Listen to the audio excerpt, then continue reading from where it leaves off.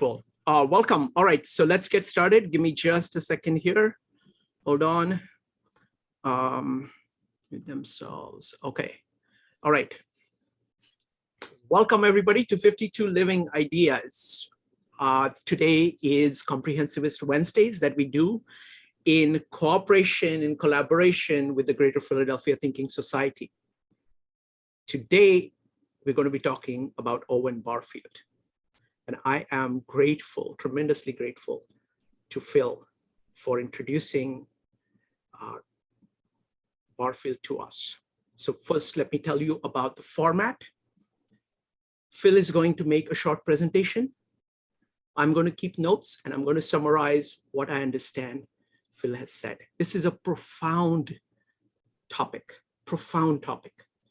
Okay, so if it doesn't blow you away, there is something that either we are doing wrong or you're doing wrong. Okay, so it's a profound topic. Probably I'm doing wrong. It could be both. It's possible it can be both. Yes. What we're going to do is Phil is going to make a presentation. I'm going to summarize it. Then I have a short comment to make. I've been studying him, Barfield for only 3 days when Phil told me about it. So I'll make whatever comments I can. And then Phil is going to make comments on that. And then we're going to open it up for questions. Okay, this is, again, it's a very deep topic. So would love any questions. So keep track of all the questions that you have, all the thoughts that you have. You will have plenty of opportunity to ask those questions. We'll collect all the questions and then we'll proceed to see, okay, how are we going to answer them? How are we going to discuss them? That's the plan. All right. So I want to just introduce by saying that Owen Barfield is a philologist. For those who don't know, philology is a scientific study of my friend Phil. And Phil is returning the favor. That's right. And I'm Barfield. by working on Barfieldology. That's what we are about to do. Oh, exactly. So it's over to you, Phil. Right. Okay. Welcome, everyone. I'm going to try to keep it very succinct and to the point. This topic is extremely interesting to me and one that is personal because it's not the type of knowledge that is simply interesting. And if somebody listens to this and says, well, that was interesting, then obviously I failed in my attempt to convey the message that is meant to be more, not just interesting, but transformative. And the reason it's transformative is because it points to the transformation that we all can experience or have experienced already, most likely, as human beings, as we engage with poetry, as we engage really with any type of art, but specifically poetry and literature. And Barfield, of course, as the person who studied languages and development of languages, takes it even one level lower and goes to the words themselves that comprise literature. So let me start by saying this. One of the things that makes life worth living and makes it amazing and profound is when you experience a change, an internal change, and when you're conscious of that change, positive or negative. A change like that is what makes us alive. Not just going through the motions, not just eating, not just drinking, not just doing our jobs, etc., but things that happen inside. And these changes are rare, which is why they are precious. And they don't happen by themselves. They happen often as a result of interacting with poetry, as I said, but they don't have to be. A lot of times it's just interacting with language and words.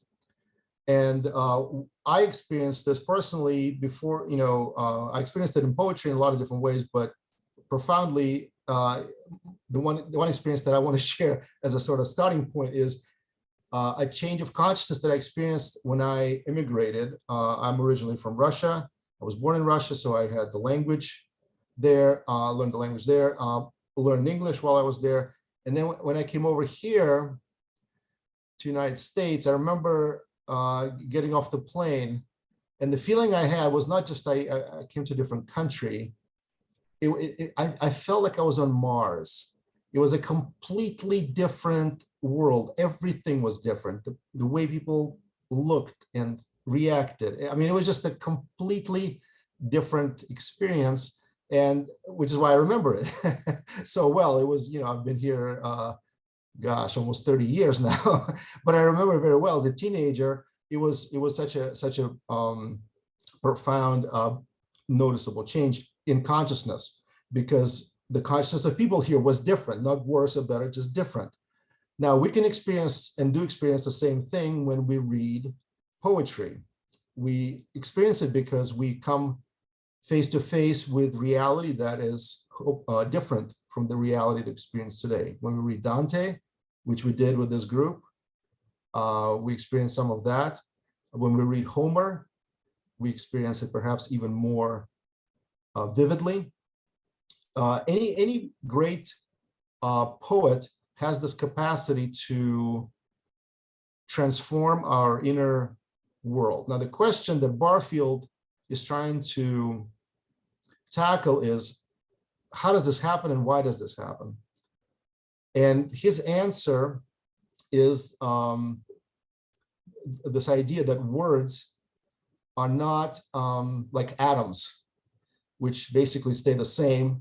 They're not just, I don't want to get into this scientific part of it, but they're not just units, interchangeable units that we combine like atoms in a formula, or molecules in a formula. They are actually alive. They're born, they come into existence, new words come into existence. They have their own life story. They have what Barfield calls an inner shell and an outer shell. And the inner shell is the connection of these words to some concrete thing, typically. And I'll give some examples of this, but the most obvious one is this word matter. Well, one example is matter, which originates from the word mother. Matter is something we touch. It's kind of everywhere.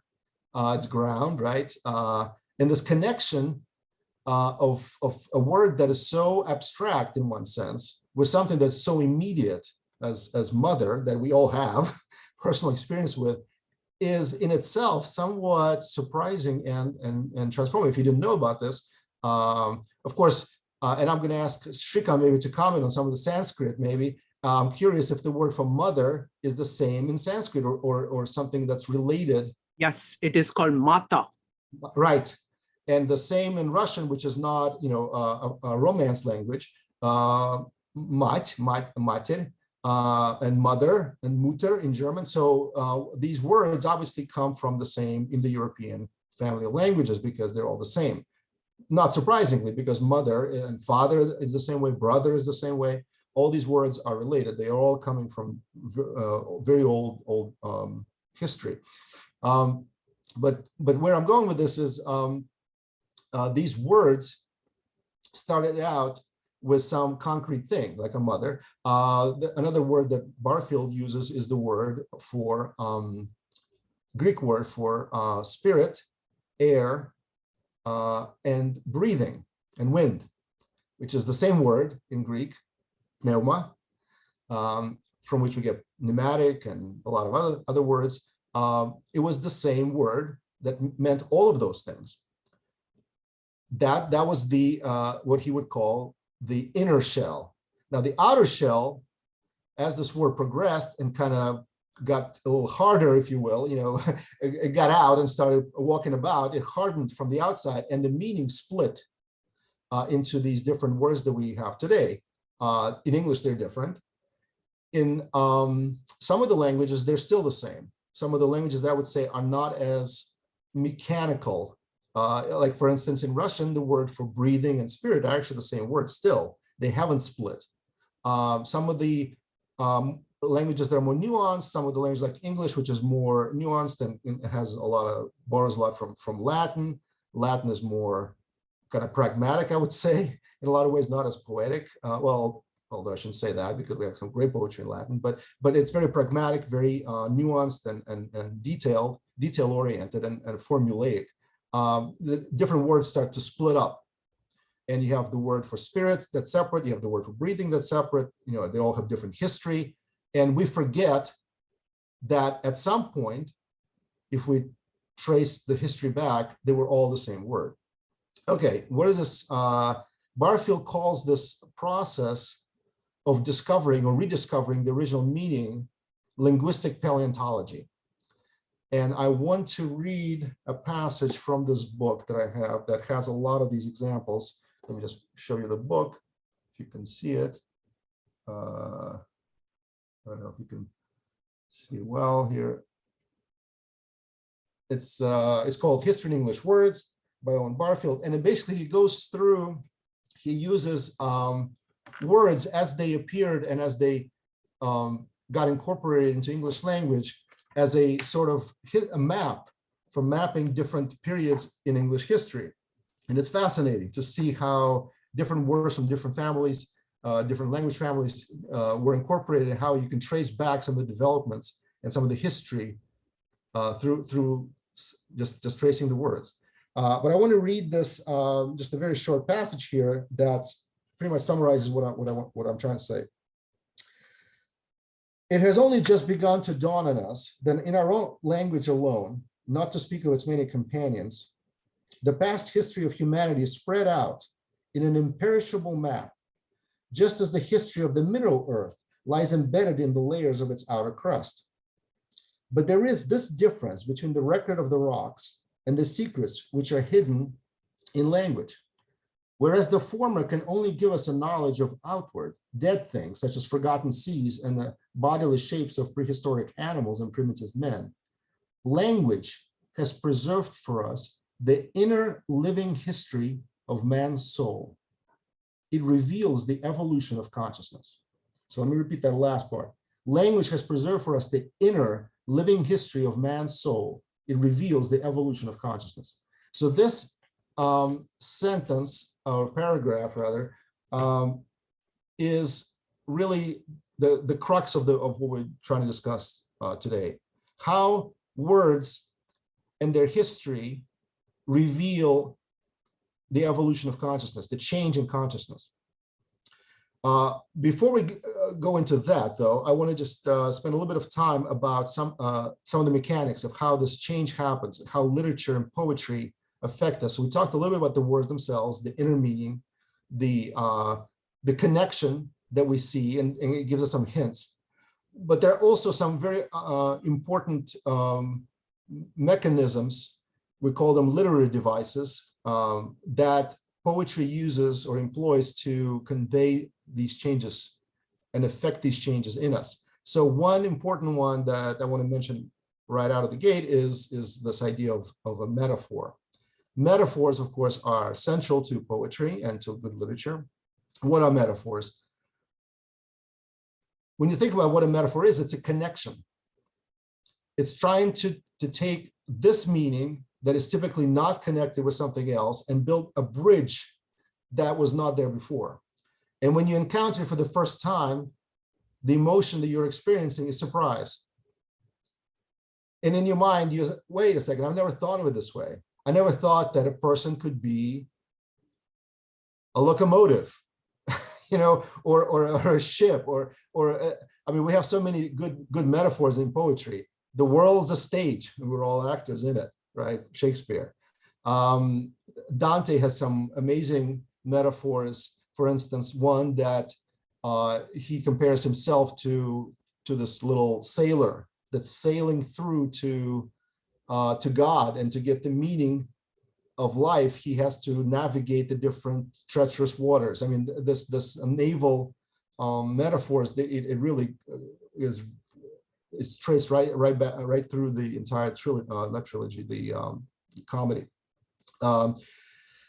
So metaphors, of course, when we look at the word metaphor itself, the meaning is wonderful.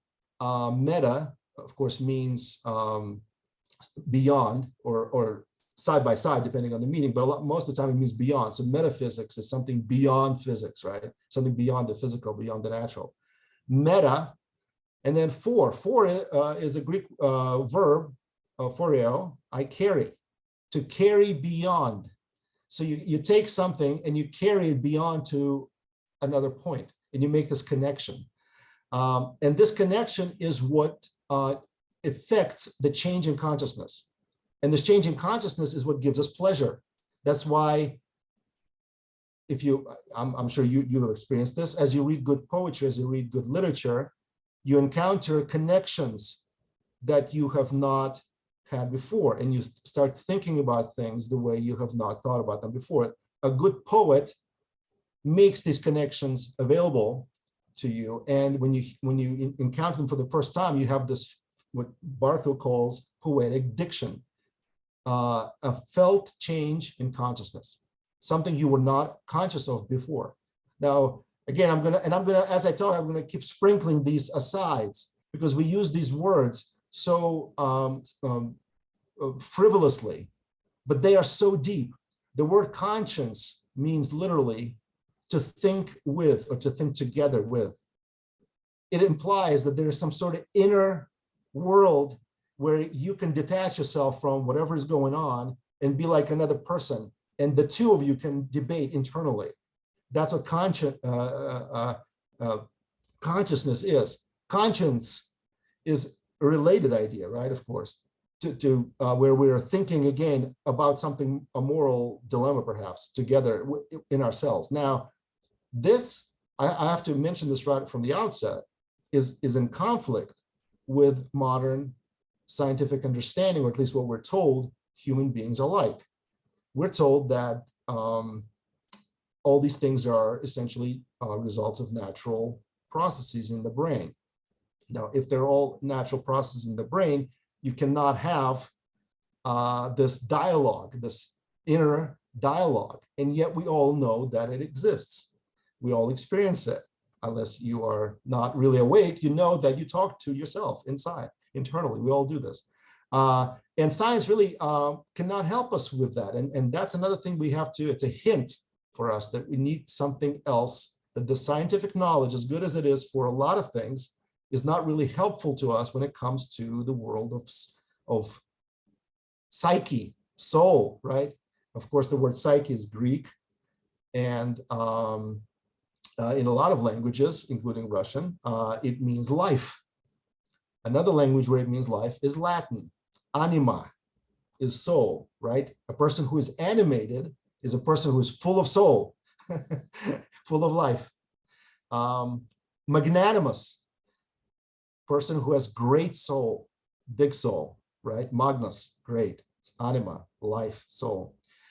So these words, these wonderful words, have preserved for us some of the consciousness that we've lost, because we keep using them frivolously and perhaps without thinking about them in daily life, or sometimes they slip away from usage and we don't use them anymore because we have nothing really that describes them, right? Or that we can associate with them.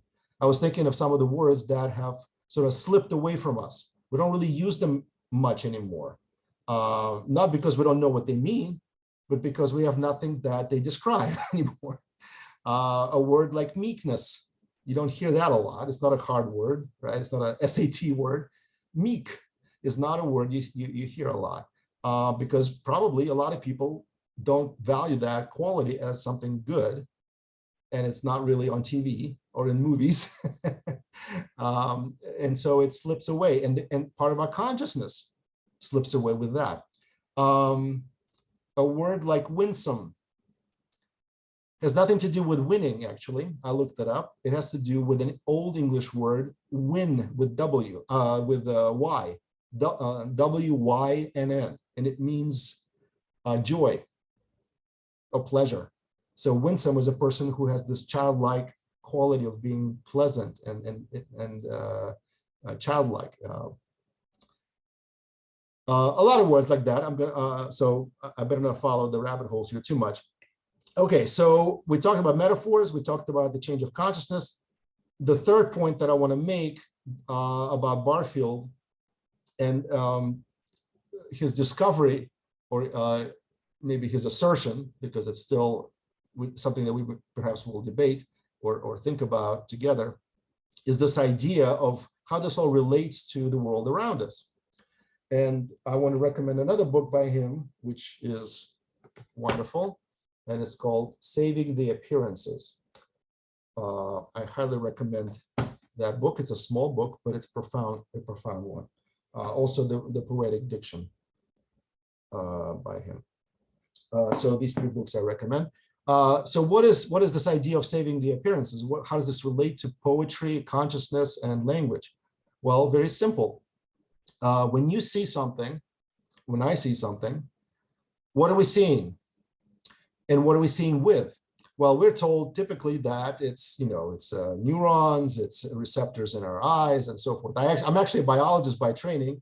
I went to Columbia, I have a degree in biology, so I know kind of the conventional sort of view on this. However, ask yourself a simple question.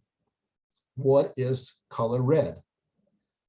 And if your answer is it's a particular wavelength, then I'm going to challenge that, because a wavelength doesn't have the color. It's just a wavelength, right? There's no meaning, there's no semantics attached to that. When you touch something, what is happening?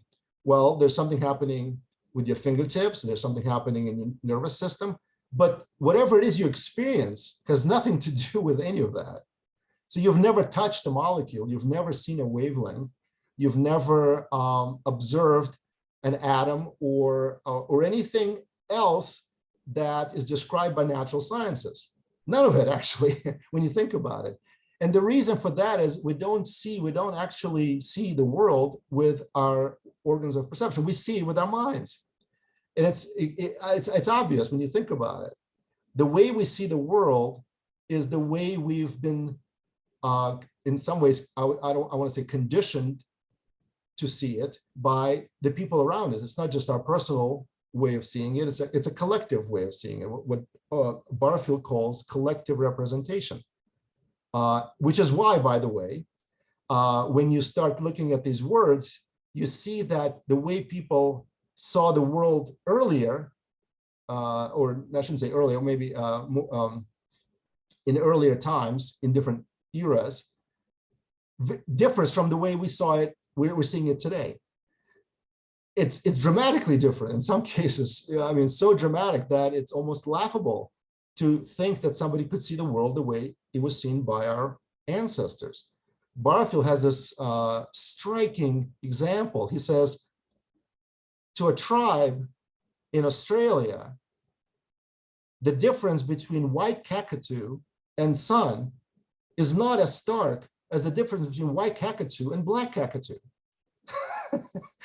Now, to us, it's ludicrous to think that a parrot and sun are closer in meaning than one parrot and another parrot.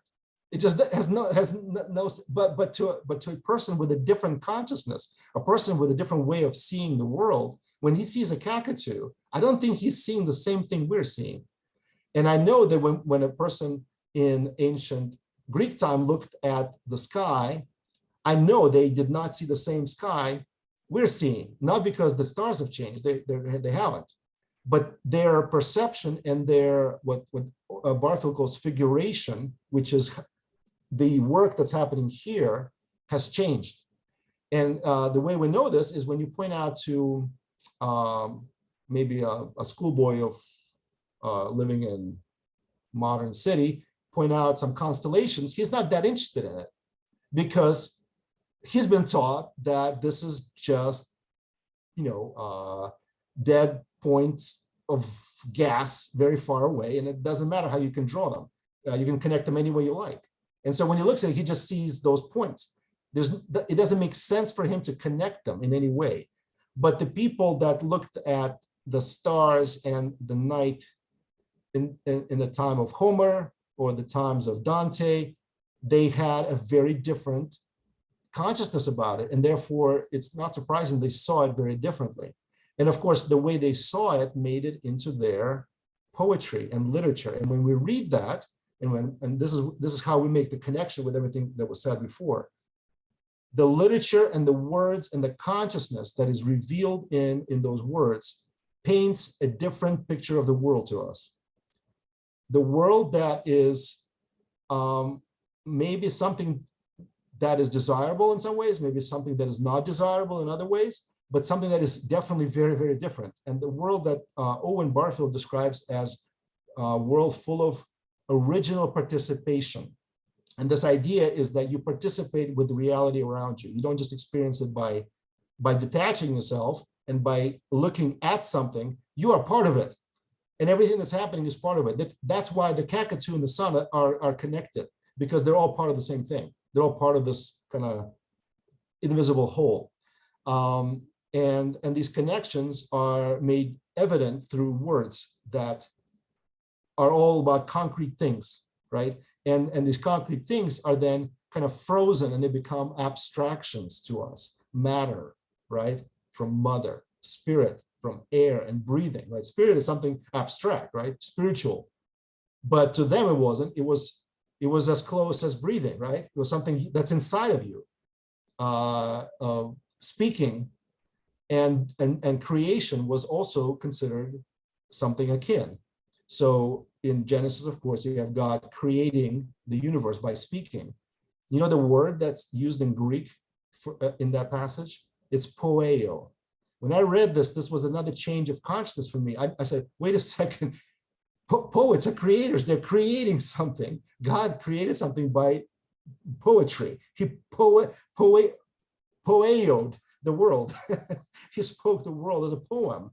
And so I don't know if the people, or how Genesis was written, I don't know if they meant to be poetic. To them, it was part of their consciousness that speech is akin to creation. It's a type of creation, it's a type of thing that actually changes something. We don't think about words that way anymore. We think of it as in different ways today. But this old representation definitely carries some sort of charge and life that we don't experience today. And that's why we are drawn, I think, to old poets, old writers, because they rekindle the connections and the type of consciousness that we've lost. We know that we're not better than they were, even though their life was harder and materially and a lot of other ways. And yet it seems that a lot of them had the type of consciousness that we only aspire to have and would maybe even trade with them. The type of vivaciousness and maybe brilliance even is the word. I don't know how to describe it even. I'm trying to think of words, right? Maybe a type of iridescence that surrounds them is quite telling. I was reading Timaeus by a dialogue by Plato, and in there's a point at which Timaeus says, you know, it's obvious that cosmos, the world, is the most beautiful thing that ever was created. Now, how many times do we think that the world around us is the most beautiful thing that ever was created? I remember in high school, we read Candide by Voltaire, and they were making fun of this idea that this world is the best of all possible worlds. And that kind of, this kind of cynical attitude is unfortunately what we carry with us everywhere. We don't look at the world as the most beautiful thing that is out there, but of course it is. And of course, we don't think about the world around us as magical, but of course it is magical. And and I want to quote G.K. Chesterton to you to say that in fairy tales, the reason in fairy tales rivers overflow with milk and honey is to remind us that rivers without milk and honey are a magical thing. And the reason there's all these things in fairy tales is just to remind us that what we experience every day is akin to a miracle. It cannot be explained. Nobody can explain the color red or the way air brushes our face and how we feel that. There are no words. There are no concepts. We're stuck in this magical matrix. And the best we can do is to try to reawaken our consciousness of that. This is all, I can say a lot more about this, but I don't want to take more time. Shrikant, I yield the floor. Wonderful. Thank you. Thank you, Phil. Phil, you've done such a good job that I'm not going to do any summary. I'm just going to go on to what I have to say. So folks, Phil told me about Owen Barfield only 3 or 4 days ago, and I've been really fascinated by his work, and I've been trying to read up. So everything that I'm saying is based on very little knowledge, okay? There is a lot more to go, okay? But I think that he has a profound thought. In one of his interviews, he was saying that everybody complains that all authors have just one book. They just keep writing many, many books, but it's actually one book. And he says, I agree, okay? And I agree too. I think he has written only one book. And I will go a little bit further, okay? I'm taking some poetic liberty here, okay? I think he has only one sentence to say. Okay, so I'm going to put the sentence in the chat, and I'm going to illustrate it by 8 different things.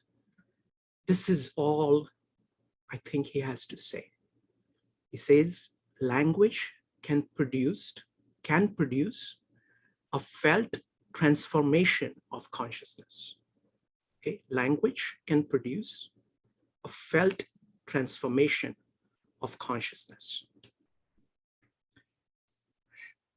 So I'm going to make 8 points. The first one is about metaphors. Now, we are all familiar here. I'm also trying to connect what Barfield has to say to the various meetups that we have done in 52 Living Ideas. Because a lot of what 52 Living Ideas is doing and why people like it is actually explained by what Barfield is saying in this one sentence, okay? What is a metaphor? Metaphor starts by something outside, which is easy to perceive, which Julian Jaynes calls a metaphor, something that you're familiar with, to refer to something that is harder, that you don't know that well. That's what Julian Jaynes says. So for example, take grasp. You grasp things with your hand and you grasp things with your mind. You're using the grasp in the mind, the grasp of your hand as a metaphor, as a tool to refer to something inside. And once you've referred to it inside, you can use it as a unit. Barfield goes one step further, and that's a brilliant step. He says it's not just one way, it's 2 way. When you grasp, get an idea of grasp in your mind, and you use that to grasp the world. So you have gotten the idea of what is grasping, something, some general pattern in nature you've captured in your mind. And from that, you grasp how a company is working. You can't put your hand around the company, but it is applying that idea inside, an eternal idea, to everything outside. So it is a loop from outside to inside and back to outside. That's point number 1. Now, I've been thinking about this a lot. So I want to give you a personal example. In order to experiment with this, I know Marathi, which is an Indian language. Indian culture is very different. The source of the language is very different, though it's part of the same Indo-European family. The culture is different, so the way in which the words are composed are different, okay? So I woke up this morning, I was almost half awake, and I had some thought. I don't remember what the thought was. But then my observation was, in Marathi, I said to myself, "Ya vicharala dhar hai." Okay, dhar, vicharam is thought. So this thought has dhar. What is dhar? Dhar is sharpness. Okay, now the way in which the word dhar operates in my mind is that immediate image of a knife comes in, that this is a cutting thing. It is far more cutting than thoughts that I used to have. This thought that I'm having right now has this cutting power. So immediately that outside image came in. And then I applied, that is automatically applied at the same time dhar is applied inside, say, oh, this is a cutting thought. And then immediately it goes outside. That means I can do things in a far more cutting way in my speech, in my life. So that entire loop was there because I understand Marathi better than I understand English. Now, it so happens that sharp actually operates the same way. But the way in which the word sharp operates in my mind is that if I'm not aware of it, I just say, oh, that was he's sharp. But I do not fully get this idea of where it came from outside, what it is doing inside, and how it is being applied outside. So these words, which originate in metaphors, are living when you have this loop going on. But the way in which most people end up using them is that they lose the connection with where it came from outside, and they kind of become dissociated. So they become, a living word becomes a cadaver, and you are holding that up as a word, but it's not really a word. Okay, it's a word in Barfield's term only if it produces a felt transformation of consciousness. So what I was saying in saying that is that, oh, my consciousness is operating differently. Something new is going on in my consciousness now. Okay, that's a profound experience. And I got that with that word. The word is the one that captured that. So that is point number 2. Now let's take an example in the West. Okay, so I'm going to read something to you, which we have studied quite a bit. This is John 1:1. In the beginning was the Word, and the Word was with God, and the Word was God. He was in the beginning with God. All things were made through him, and without him was not anything made that was made. See what is going on there? There is God. The Word is self-consciousness of God. It's through Word that God knows himself. And then through that Word, all things are made. You can look at it in a cultural context. We look at things, the Word captures our understanding of it, the way in which things are operating, and then that understanding is being used to transform the world. So it's the same idea.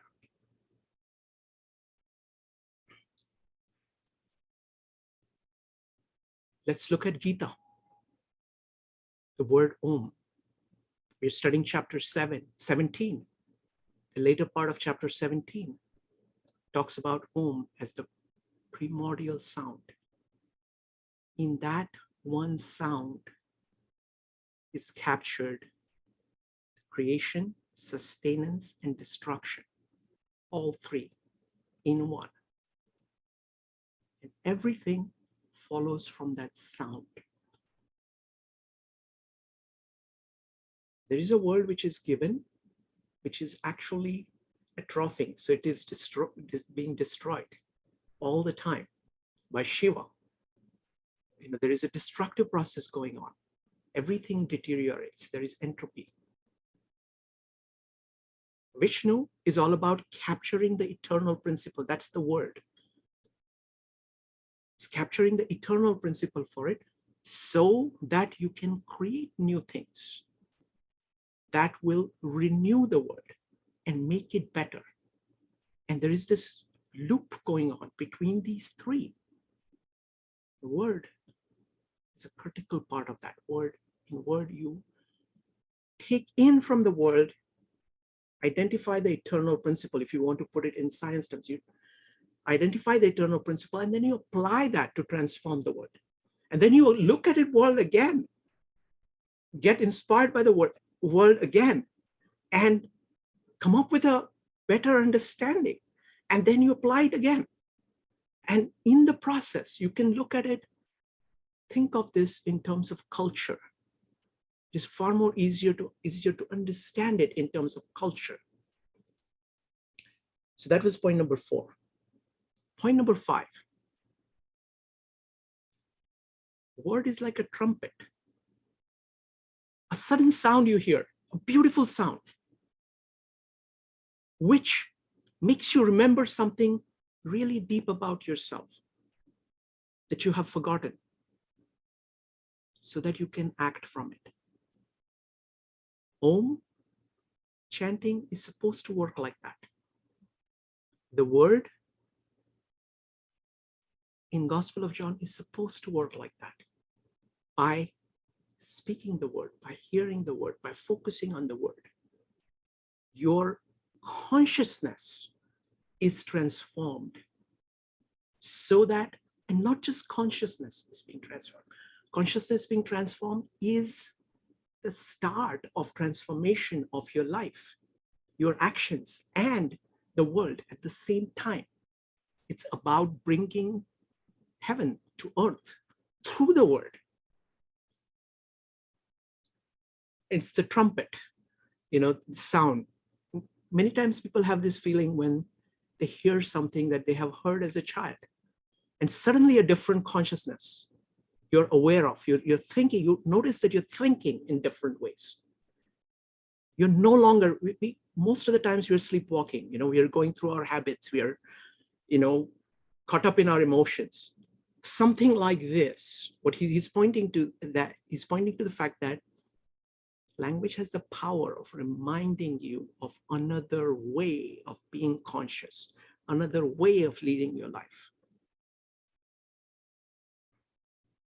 That was point number 5.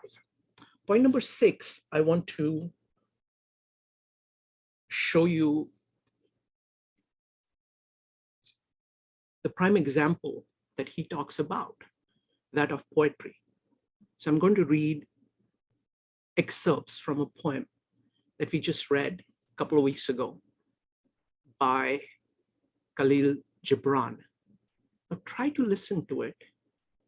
This is a very striking idea, and see if something happens to you inside. I mean, the great poetry has that power of letting you see something. Sometimes it does through words, concepts. Sometimes it does through building a beautiful physical idea from which you can abstract something inside. So great poetry actually creates a metaphor that changes or allows you to feel the transformation of your consciousness. So this is, again, I've selected parts of it to be brief.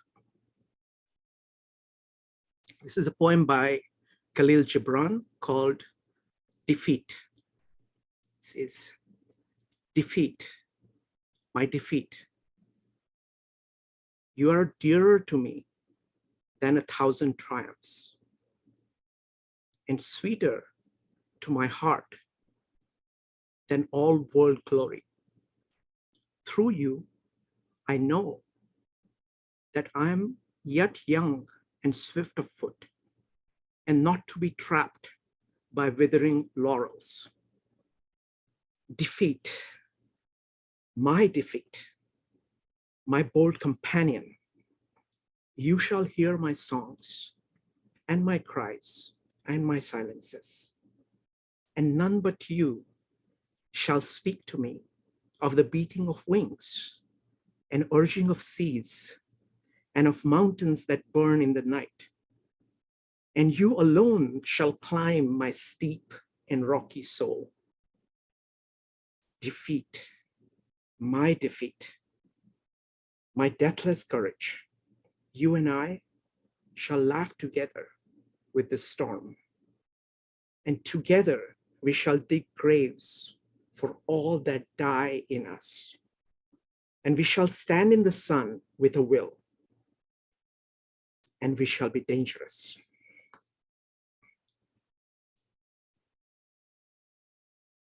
Let me go to the point number 7.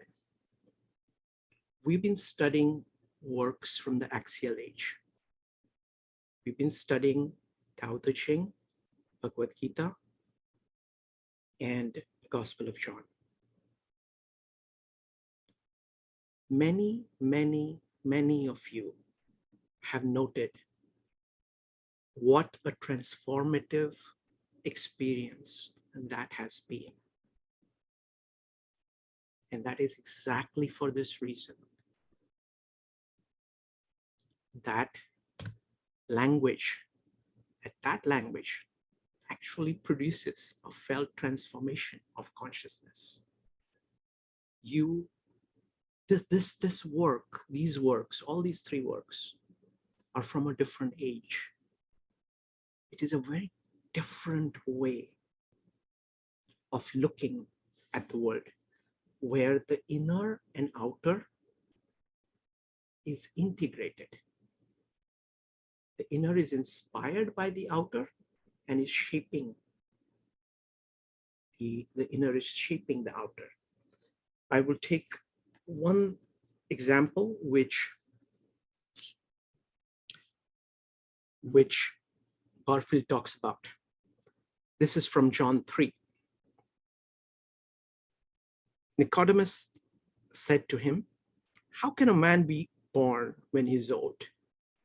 Can he enter a second time in his mother's womb and be born?"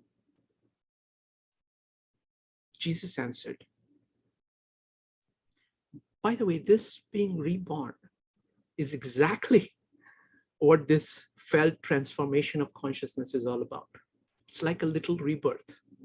It is remembering what is possible. It is extending. It is new life of consciousness, and thereby new life in the external world.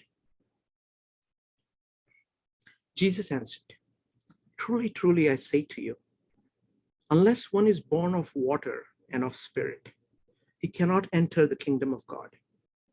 That which is born of flesh is flesh, and that which is born of the spirit is spirit. Do not marvel that I say to you, you must be born again. The wind blows where it wishes, and you hear its sound, but you do not know where it comes from or where it goes. So it is with everyone who is born of the Spirit." Now, the point that Barfield makes here is the word spirit and wind in this entire passage. In Greek is the same pneuma, is the same word for spirit and wind. So there is this union between the outer and the inner that is there in the words themselves. We saw this again and again throughout the gospel, going between living water, water at the center, having a fountain at the core of your heart. All of that is pointing to a different way of thinking about the world, which is far more integrated. What Barfield is saying is that in modern times, we have taken this union between the inner and the outer, and we've split it aside.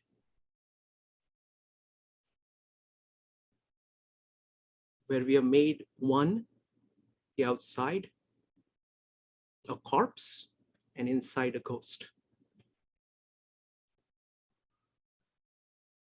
You can experience this unity in these works, and great poetry is how you do this. And this is not about somebody else doing it. He's saying this is what language is. So if you're using words that are not doing that, you are using language at not the level that can be used. This is available to us not only as a consumer, but as a producer. So it's a very profound idea. I'm just getting started on this, and I look forward to exploring it further. So let me go to Phil. Are you there? Yeah, sorry. My mouse ran away from me. Sure. Uh, So Phil, if you want to make any comments, you're welcome to make. yeah. Thank you, Shrikant, for that. And folks, now please prepare your questions. You can go ahead and type exclamation mark. Phil, take your time to make any comments you may have, and then we'll go to questions. Go ahead. Yeah, I just wanted to point out that, like you said, Shrikant, this ties in very well with some of the things that we were talking about with Jung. And again, when we were reading this, the 7 Sermons to the Dead, the whole idea of sermons to the dead, and there are so many things there that are really described by Barfield as a change of consciousness. The idea that we ourselves might be dead, kind of like, that Sixth Sense movie, and that we are the ones that need these sermons and need to hear how we're disconnected from the archetypal meaning of life, and the idea that we've lost this enchantment. We're disenchanted. Unfortunately, our civilization today that's what it produces. It produces disenchanted people. We go through school and we go through college, and we end up with this mechanistic view of the world where everything is like these billiard balls, including ourselves. Of course, the question then that Barfield raises, well, if that's the case, what are we doing here? Are we, if we're just billiard balls, then I guess this meeting is also a result of some sort of natural causes. And everything we're saying is just, again, just some wavelengths of I guess the disturbing of air. So obviously, we don't experience life like that at all. So really, Barfield points that out and says, maybe we should work backwards and start from what our actual human experience is, and then figure out how it works with the moving bits and parts, right? As opposed to saying, we're going to have this mechanistic worldview, and then we are going to just assume that it describes everything, right? Another connection I want to make is with the 4 causes of Aristotle. The modern science, unfortunately, has dispensed with 2 of them, right? For the most part, all we deal with is the effectual cause and the material cause, which is to say the cause that immediately, produces the result, but none of the formal or the final causes are addressed. And of course, part of what we discover in the original participation consciousness of the earlier cultures is a view that is in fact predicated on final causes and predicated upon formal causes. And the effective causes are seen as trivial. The opposite, in fact, of the way we look at the world. We consider philosophical things trivial because they don't answer questions like, how can I earn more money? Or how can I pay my bills, etc. But the question of paying the bills is a question of means, not the question of ends. So we're constantly answering the questions of means, and we leave the ends unfulfilled. And then we end up rediscovering at one point that we're 90 years old. We've lived this life, we've gone through the motions, but in fact, how much of it have we actually lived? And how much of it we have experienced? By the time it's all over, what have we, what has our life been like on the inside, right? Because we live here. We don't live just in space. We live inside our minds. And what have our minds been able to create, right? What have we been able to create internally? So it ties in with the 4 causes. It ties in with some of the Jung's questions that he raises about the soul and the nature of the soul. And it also ties in with something else another writer that I want to recommend to you is Arthur Koestler, who wrote much about creativity and ingenuity. And he makes this metaphor connection, which is a metaphor essentially, which is to say that all creativity and humor and invention, he makes the same, he likens them to the same phenomena, is about surprise. So this idea of surprise, which is why we like to hear comedy. Comedy, when you think about it, is a surprising connection. Something away, you have a setup and you have a different ending than what you thought. And that makes you laugh because that's a reaction to something that is, again, a change of consciousness. It's a frivolous change of consciousness, but it's still a change of consciousness, which is why we laugh. That's why you like to hear an anecdote, a funny story, a joke, right? What is a joke? A joke is where you take an ordinary situation and you make it a little bit extraordinary by a different ending. Poetry and great literature does this in a more profound way.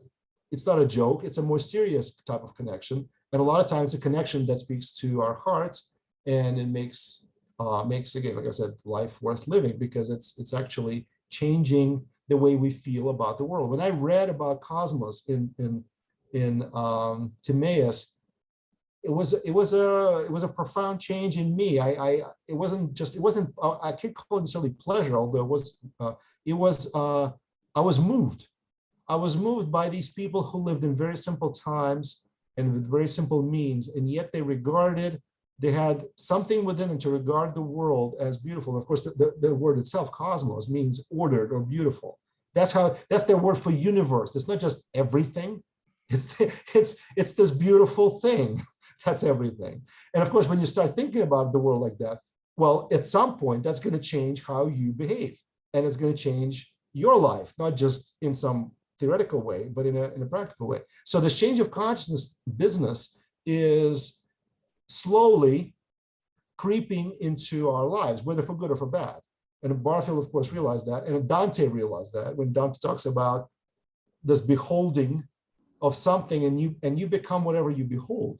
So in the way you view, if you view the world as mechanistic, well, you're going to behave as if it's mechanistic. And of course, the reason our culture is in decline in the world, not just in the United States, but globally, is because the mechanistic worldview has prevailed. And we've trained people that we are just a little more than monkeys. And we're just machines talking to other machines. Well, if that's how you view things, then of course you're going to misbehave, right? Because it's all just, a matter of one machine striking another machine. And what does it matter if we're all going to be dead anyway? So if that's the case, then of course our world is going to be very dangerous, but it's also going to be very dull. And that's, I think, even more pernicious is this deadness that Jung talks about. Boy, I think it's everywhere. I mean, even our shows, the movies, the types of things we produce right now, even writing, we don't produce a lot of Shakespeare's lately. I don't know if you've noticed that. The type of writing and the type of creative works we produce are not transformative. They're very much like, it's the difference between food and fast food. So the type of things we produce are mostly fast food.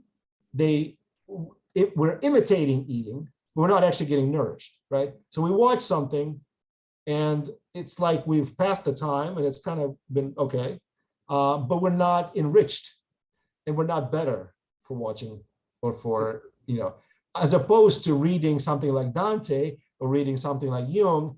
And I mean, hopefully when we come out on the other end of it, our consciousness, our view of life is enriched, and that's the difference. And I guess that's probably the main point I want to say. I don't want to get into much into the technical parts because I don't think it's as important as the spiritual and the, I guess, the philosophical underpinnings of what he's saying. So I'll leave at that. Thank you. Thank you, Phil.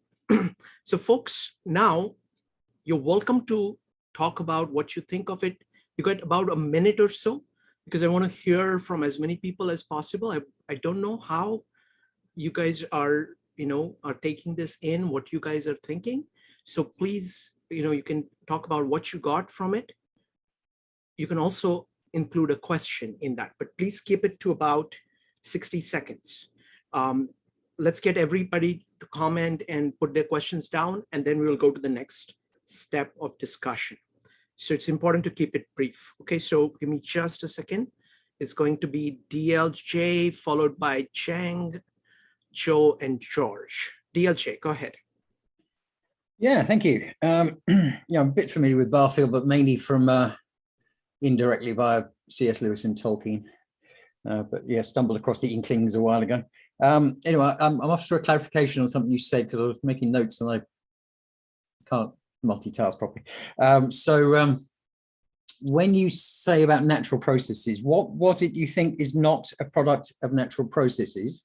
Sure. What is not the product of and a sub part to that is, if not natural processes, then what? So color red was mentioned.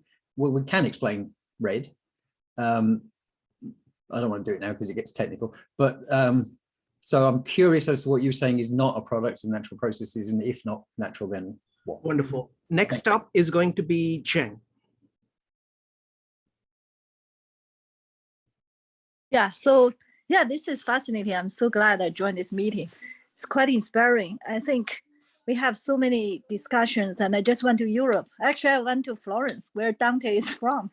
And I just, because I have thinking about it for a long time, you know, why our society, we have so many challenges.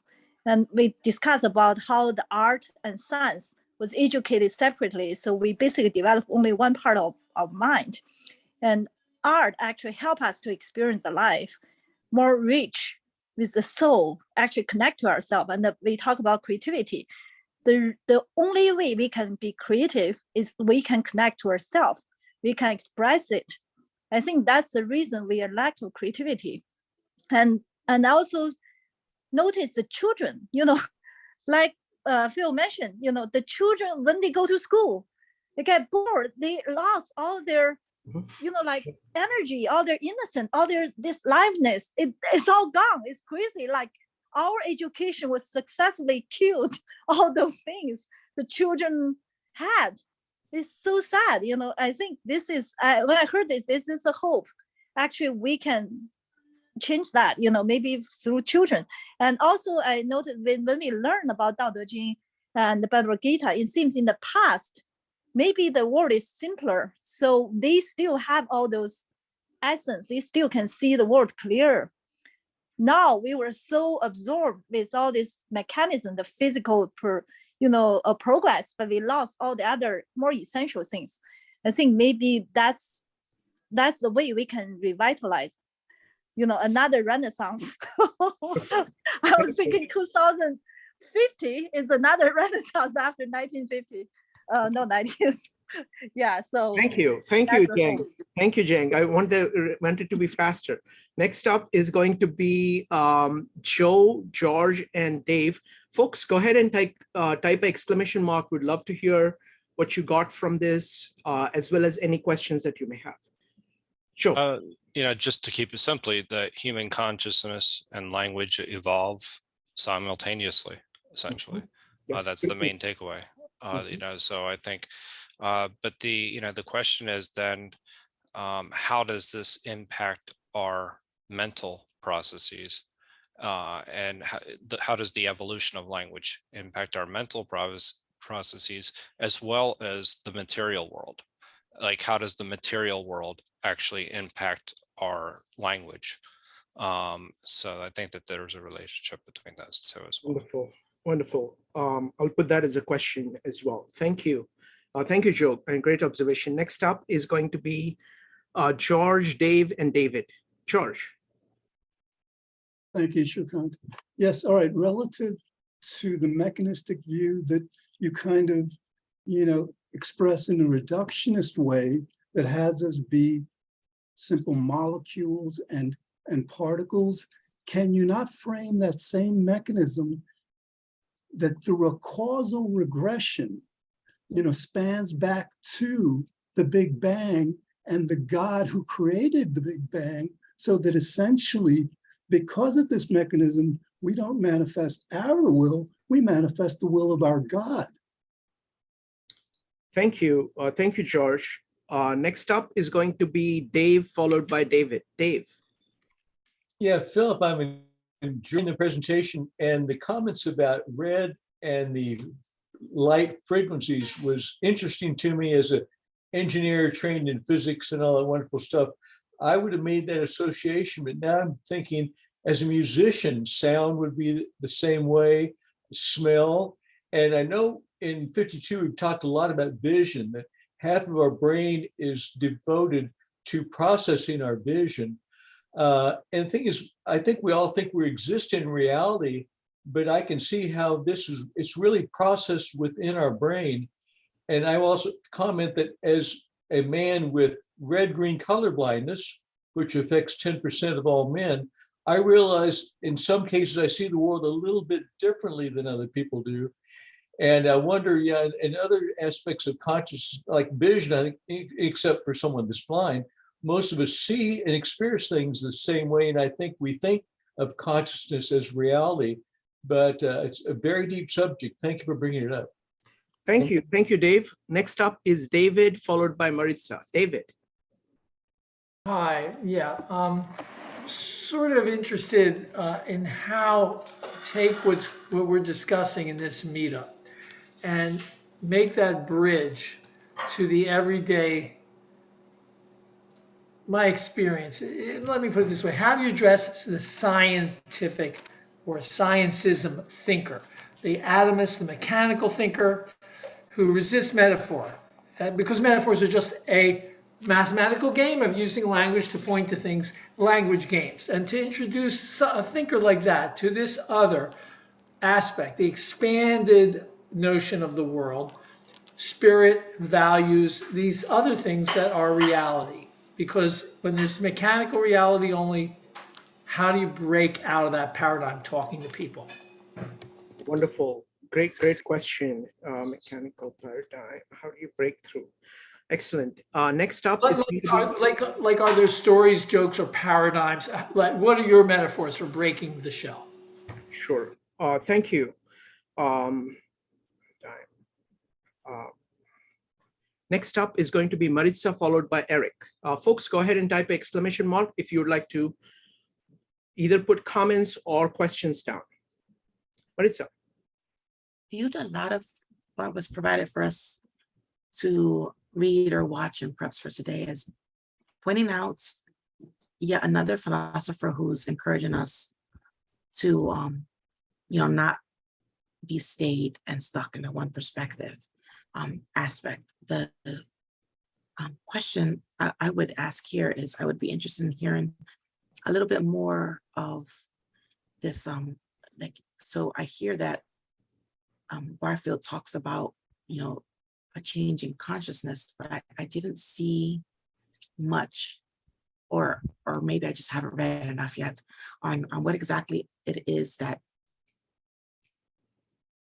which aspect of, like, is it altered states of consciousness that we're being presented with here? Is that what he's proposing that language does for us? Is language the gear, or is it the is it like something even deeper and stronger behind that? Wonderful, beautiful question. We'll definitely deal with this one. Next up is going to be Eric. Eric, go ahead. If anybody else has questions or comments, this is your last chance before we get into the discussion phase. Eric. Hi, I happen to be writing the eulogy for my father on Monday, which I spoke yesterday.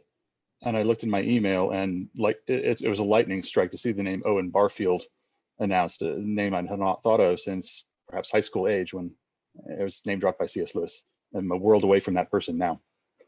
I don't agree with the modern age making people dull, but that's another topic. I want to talk about metaphors. I remember reading in Barfield that even our dull words were once metaphors. That was my paraphrase. Sorry, it's been 25 years. On the topic of Aristotle's four causes, I know formal cause and final cause are out of fashion. In fact, even mentioning the four causes is out of fashion. But surely he referred to something very, very useful. And contra Thales, I would say, there are not gods in everything, duh. But what can we still make of a formal cause or a final cause? Which wouldn't sound like we think that other things in the universe are all magical. So that's the a question that I've arrived at. So thank you. Sorry, can you repeat the question one more time? Okay. How, supposing Aristotle referred by formal cause and final cause to something very, very useful, how might we interpret those concepts today, which would not sound as if we think that other things in the universe are magical creatures? The Got it. tree's formal cause is because it's got a dryad in it. Wonderful, wonderful. Thank you. Thank you. All right. So now let's deal with some of these questions. So let's start with Maritza's question. And Phil, if you have any comments, you're Yeah, I'd love to comment on all of these. let's go one by one, and so we can get. That's what I meant. Yeah. Let's go one by one. Absolutely. So the first one is about what is actually meant by a change of consciousness. Right. So let me do a Jewish thing and answer a question by another question. Well, not really a question, but I'm going to answer the question about metaphor with another metaphor, because what you're asking for is describe a metaphor. A metaphor is in itself an example of a change of consciousness. When you think about it, right? When I say this person is a train, okay, that's a metaphor. I mean something by it. Maybe I mean that this person is energetic and he's pushing everybody along with his energy, but that's a metaphor. You may not have thought or made the connection that a person and a train, right? A train gives you a certain picture. So a metaphor, this is not the best metaphor because I just came up with it, but the one that I did not come up with, which is a better one, is this. Poetry is like air from a different planet. Okay, that is a good metaphor. And in other words, it's just like, I think Maritza, you came late. I was describing my experience when I landed for the first time in the United States. I was abroad before that time only once in Finland, and it was a change, but it wasn't as a great of a change. When I landed in JFK and I came out, I felt like I was on Mars. It was such a great change from where I was before. Everybody was different. They acted different. They thought different. They smiled differently, etc. That's a change of culture. But cultural changes, what is that? That's just a collection of individual consciousnesses that is then, it becomes culture. So when you read a book from a different culture or a different language, you often experience a change in consciousness, because a book by Cervantes is going to give us a glimpse into a different type of consciousness. When you read about Don Quixote's, it's a different consciousness that you experience, one that we don't experience every day. When you read a book by Dostoevsky, you have yet again a different mindset, and it's like you're entering into the mind of that person. That's the change. So it's not about altered states of consciousness. Like he's not advocating for taking drugs to achieve some sort of artificial change. It's a change that is felt, and it's a change that is real, and it's affected by a connection that was not there before in our minds. We're connecting things that were disconnected in our minds before. Just like when I was hoping that you would feel the idea of matter, connecting the word matter that is so abstract and so inanimate with the word mother, that I was hoping that might make a connection for you that you did not think of before, because those two words are matter. It was derived from mother in Latin, mater in Latin. Also, sometimes it's even something simple like the order of words. So Barfield makes this example of, is there a difference between a phrase, old prophets, and prophets of old? And of course, the order of prophets of old is much more musical and much more poetic than old prophets, which is just old dudes. But prophets of old has that ring, has that some mystical thing about it. So it gives us that almost like a sensation in our minds that's, you can't touch it exactly, but it's still real. Prophets of old. Or when you read the Bible and you have this, whether or not you subscribe to whatever it says, the rhythm and the way it's presented is so different because it's Elizabethan language, right? It's 1600s, language of 1600s, the way it's kind of rhymes and the way it goes, and it's sort of coarse in some ways, and in other ways it's more direct. And I mean, it's just beautiful and different. So that's the change of consciousness. I hope I answered that a little bit. Let me add a couple of things. On this one, I kind of use Julian Jaynes and Barfield together. The way in which Julian Jaynes conceptualizes consciousness is this mental space in which this analog eye is plotting out many things. It's kind of looking at things from multiple perspectives, comparing multiple perspectives. What the change of consciousness, actually Barfield does a beautiful job of actually discussing it in various places. And the best place to understand it, the easiest place to understand it, and Maritza, this is, you're going to love because this is actually exactly what you do, is poetry. When you read a poem, what he's saying is that when you read a poem and you have these felt experience of, wow, what is that? So that experience itself, that felt experience, where you see life itself from a different perspective, in that moment of that wow, that reaction to poetry, that is caused by your consciousness grasping something that it had not grasped before. Not about outside things, but a way of looking. It's like getting a new perspective on life itself. And that's what all great poetry does, you know, something that really touches you. It may not be the words, it may be like it builds up something, it can do it in multiple ways, but that experience is what he's talking about. Does that make sense to you, Maritza? Yeah, Shrikant, we better, I want to make sure we answer all the questions. No, please leave that to me. I have a whole list of questions. Okay, I have it all planned. I have all the time. Feel bad. We Yeah. answered Maritza's question pretty broadly here. Okay, next up, let's take the question. So we've got a couple of questions. I think we've also answered the question about the multiple perspective. Let's look at the question that Joe brought up about, you know, there is this coevolution between language and consciousness. How is that connected with transformation of the world? What is the loop between them? Do you have any thoughts about that? Sorry, can you, that one I didn't quite. Let me phrase it, and then Joe can correct or add to it. The way I understood it is that he's saying, look, I mean, the core idea of Barfield is that the language, the evolution of language and evolution of consciousness are kind of parallels. Language is a tool through which the consciousness is evolving. Mm-hmm.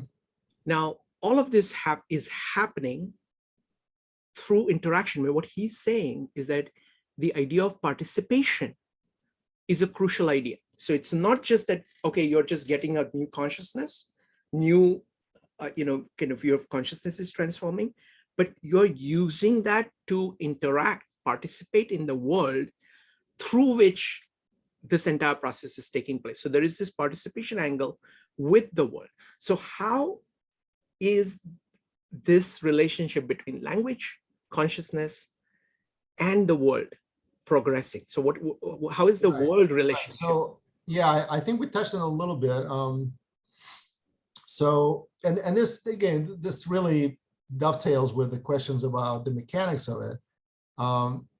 Think of it this way, and I know you probably know the old tripe about if a tree falls down and nobody hears it, did it really fall down? In some ways, it's a deeper question than we give it credit, in a sense that if you think about the world as an external thing, whatever is happening there is not the same.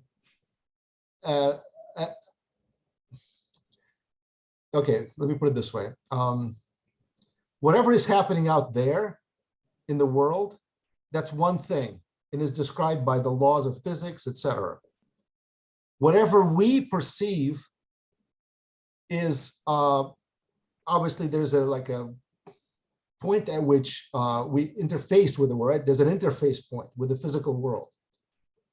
But what's happening up here is formed much more by what Barfield calls figuration. It's formed by the context that we ascribe to whatever it is that's coming in through our nervous system. So and what that means is, depending on the type of consciousness you have, the material world is going to produce different pictures. That's his big assertion, is that the people of old did not see the world the way we see it, literally, quite literally, did not see it the same way. I mean, there was some similarity, obviously, because we're still physical beings and they were physical beings, but when they saw something different. And in psychology, you know this is true because, I mean, we're discovering now that a lot of what we see has to do with attention. It has to do with context. People, like in trials, it's a common knowledge that people will see what they thought that happened, but not actually what happened. So we see with a lot more than just our sense of perception, physical perception, right? Our neurons and our eyesight, etc. We see with a lot of built-in context, and that context depends on the consciousness that we have. And that consciousness is collective. It's shaped by our parents at a very early age. It's shaped by our friends. It's shaped by books we read. It's shaped by movies we see. It's shaped in a lot of ways. And so the example I was making is, when you look at the sky, depending on what's up here, you're going to see different things.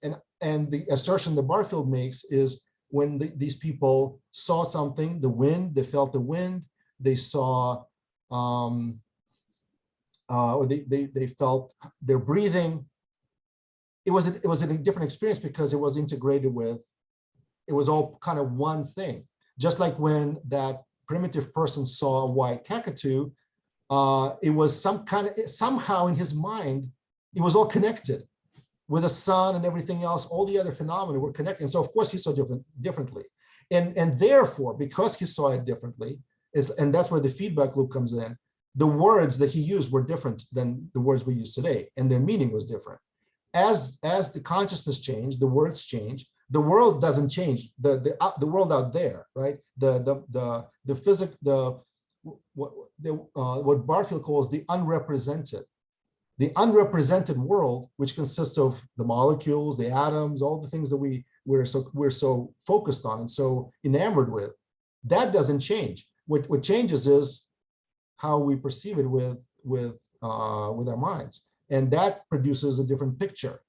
And so, in a lot of ways, again, the colors, the music, right? So, music is a great example. At a physics level, right? Music is just a game. It's just sound waves that are entering our ears. But of course, physics cannot explain, they're trying to explain it with, there have been attempts to explain it on a neuronal level, how we enjoy music. And these attempts are absolutely crude and absolutely unconvincing. And of course, they would not explain why you might like this type of music and not something else. And the reason, whatever is happening, it's happening with this, whatever Barfield calls figuration. And in fact, of course, poetry doesn't affect everybody the same way. It affects people differently depending on the context that they are bringing in. So not everybody enjoys poetry. Some people hate poetry. Some people hate good writing. And the reason is when they read it, they don't have, it's words. Nothing is happening. There's no electricity. There's no connection. And of course, the words are the same, right? It's not like their eyesight is different. The words are still there, but their figuration is different. And so they produce a different phenomena. So Joe, from the way I understand Barfield, I keep aside kind of the easiest way to understand this is to leave aside nature itself and look at the the society. And then you can see this interaction really beautiful. beautifully, very easily. I think it definitely applies in society. And in any case, the nature that we transform is through society largely. So for example, look at the principle of namaste that we study, of saying God in you greets God in me, saying that there is God in all of us. If you actually get that principle in here and you apply it in your action, your interactions between people are completely transformed. So there is that loop between namaste, understanding what is happening in effect it produces here, effect it produces on all your relationship and how they transform, and that coming back to you. That loop is very easy to understand. So I think primarily in terms of the social thing, that's very well grounded in my mind. Nature kind of comes after that, I think. I mean, the way I understand it, because what I'm trying to do is that I'm trying to, so that's all I would say. The next one is the question from David. There are two parts he asked. One, he asked a very short question, which is very interesting. And that was about what does this mean in everyday life? So let me ask that as a general question. So suppose you understood Barfield, how would you live differently? Go ahead, Phil. Right. Well, I think, he has a very interesting interpretation of that. So he says he doesn't advocate to return to this original participation. So he doesn't say we should go back, right, to the primitive lifestyle. But what he does say is we need to figure out, and here's why. Here's why. He says there is a reason why we've detached ourselves from nature. And the reason is also quite profound. If we hadn't detached ourselves from nature, we would never become individuals. We would never know ourselves and nature and us because we can't know ourselves if we're all kind of one. However, now that we have understood, we've individuated, like Hume says, right? We've differentiated. We're creatures, and the thing that creature has to do is differentiate itself, right? That's the most important thing about being a creature. Now that we've differentiated ourselves, and I think we've done that plenty well, we need to integrate back into the world and realize that we're actually part of this entire thing, the universe, the cosmos. We're not just atoms. We're not atoms in any shape or form, right? We're as a society, right? No man is an island, as even a natural thing. And I think here's where I think it becomes kind of, everyday or maybe practical. I think that children and women have not lost this connection as much as men have. My experience is men are more analytical and they're more impressed with science and math. And I love science and I love math, but math and science do not form my philosophy. They can't help me there. They can help me build a better mousetrap, but they can't help me with ultimate questions. And they can't help me with connection to the world that's meaningful. Going back to women and children have this capacity for being surprised and appreciating even the littlest things because they're all magical to them. And we've lost that. And we've lost it, by the way, not because we somehow explained it all, but we've created we've substituted models for reality. And this is probably a talk for another time, but model and reality are not the same thing. Model just tells you which levers to push so the car can go. It doesn't tell you how the car works. So most of physics today is about predicting things so we can launch something into space. That's amazing, but that's not the same as understanding what's going on. And the more physics becomes theoretical and the more it becomes out of touch with our everyday experience, the less has to do with reality. Reality is still magical. And I want to come back to that.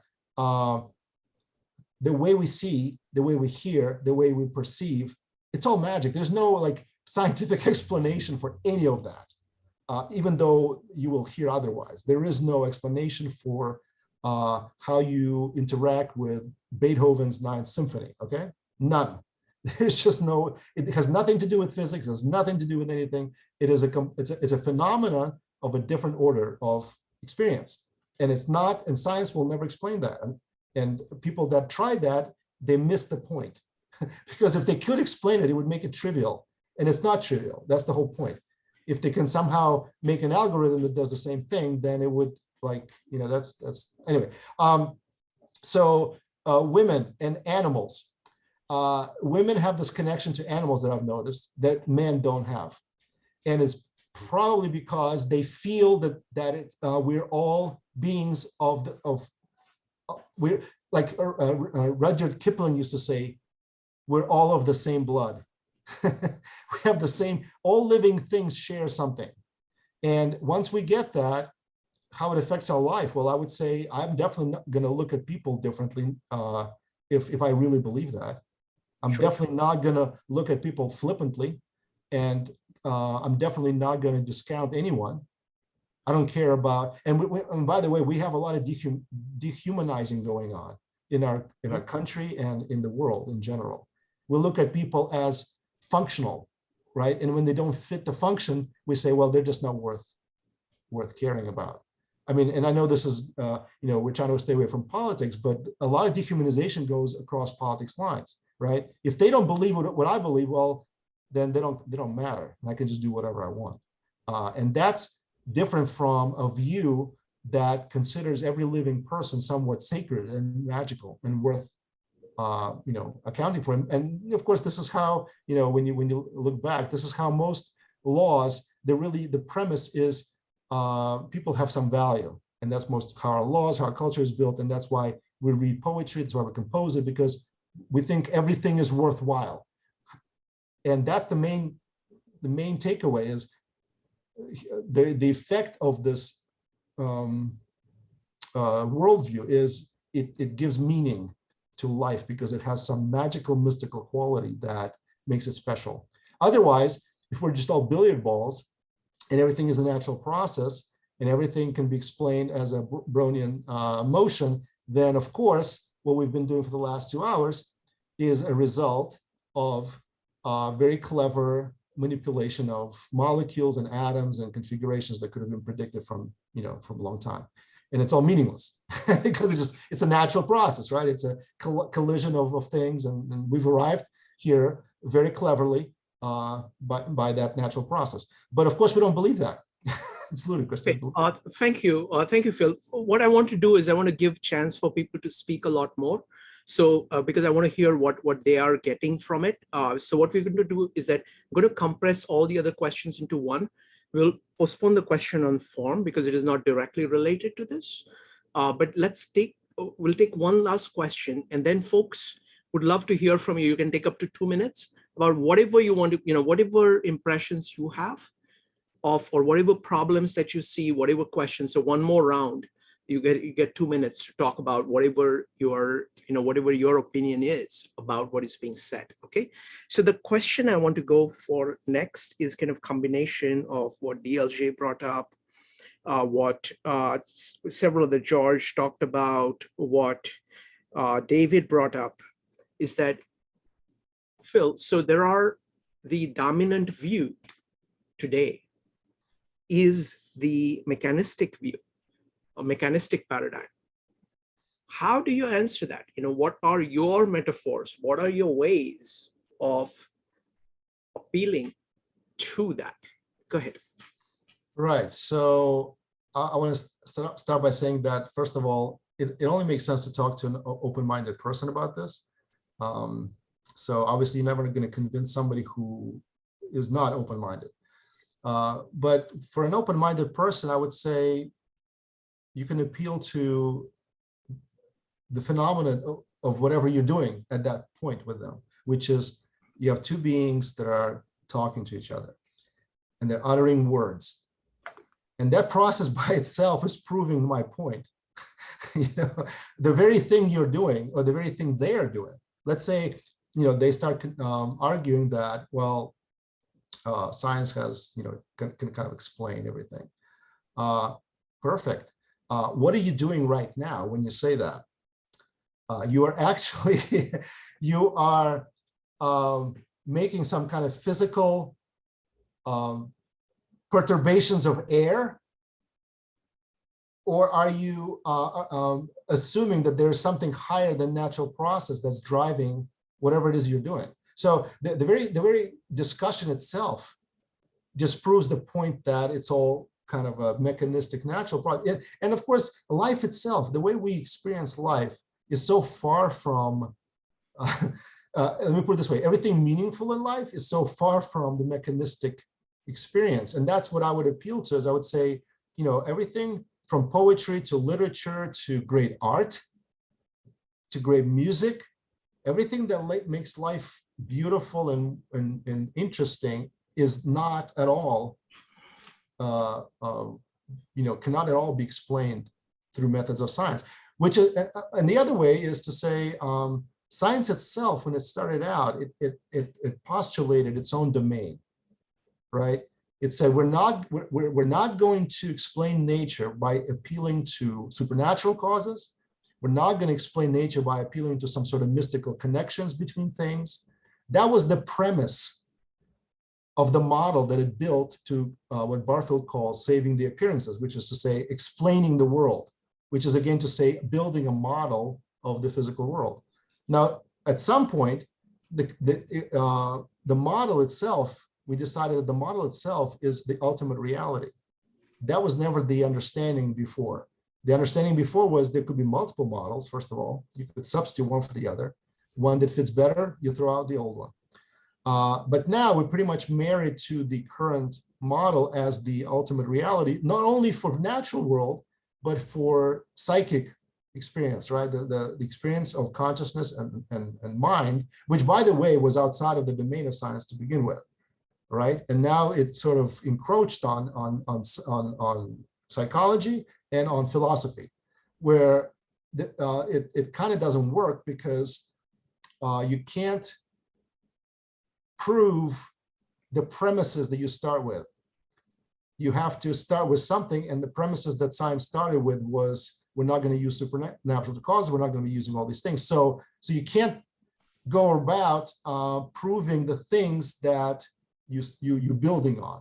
That, I mean, that would be my point of departure for the conversation about something that Gödel even talked about, which is any kind of system, including science, has to have things that it cannot prove. And we know the things that science has that it cannot prove. They're pretty straightforward. So that would be kind of the two lines intellectually. That's how I intellectually would approach it. But I don't think it's really about intellectual discussion. I think it's more about a discussion of what you experience, how you experience life. Because most people realize that they can say whatever they want, but they don't experience life that way. They experience it much more in a much more deeper and richer way than science can explain. All right.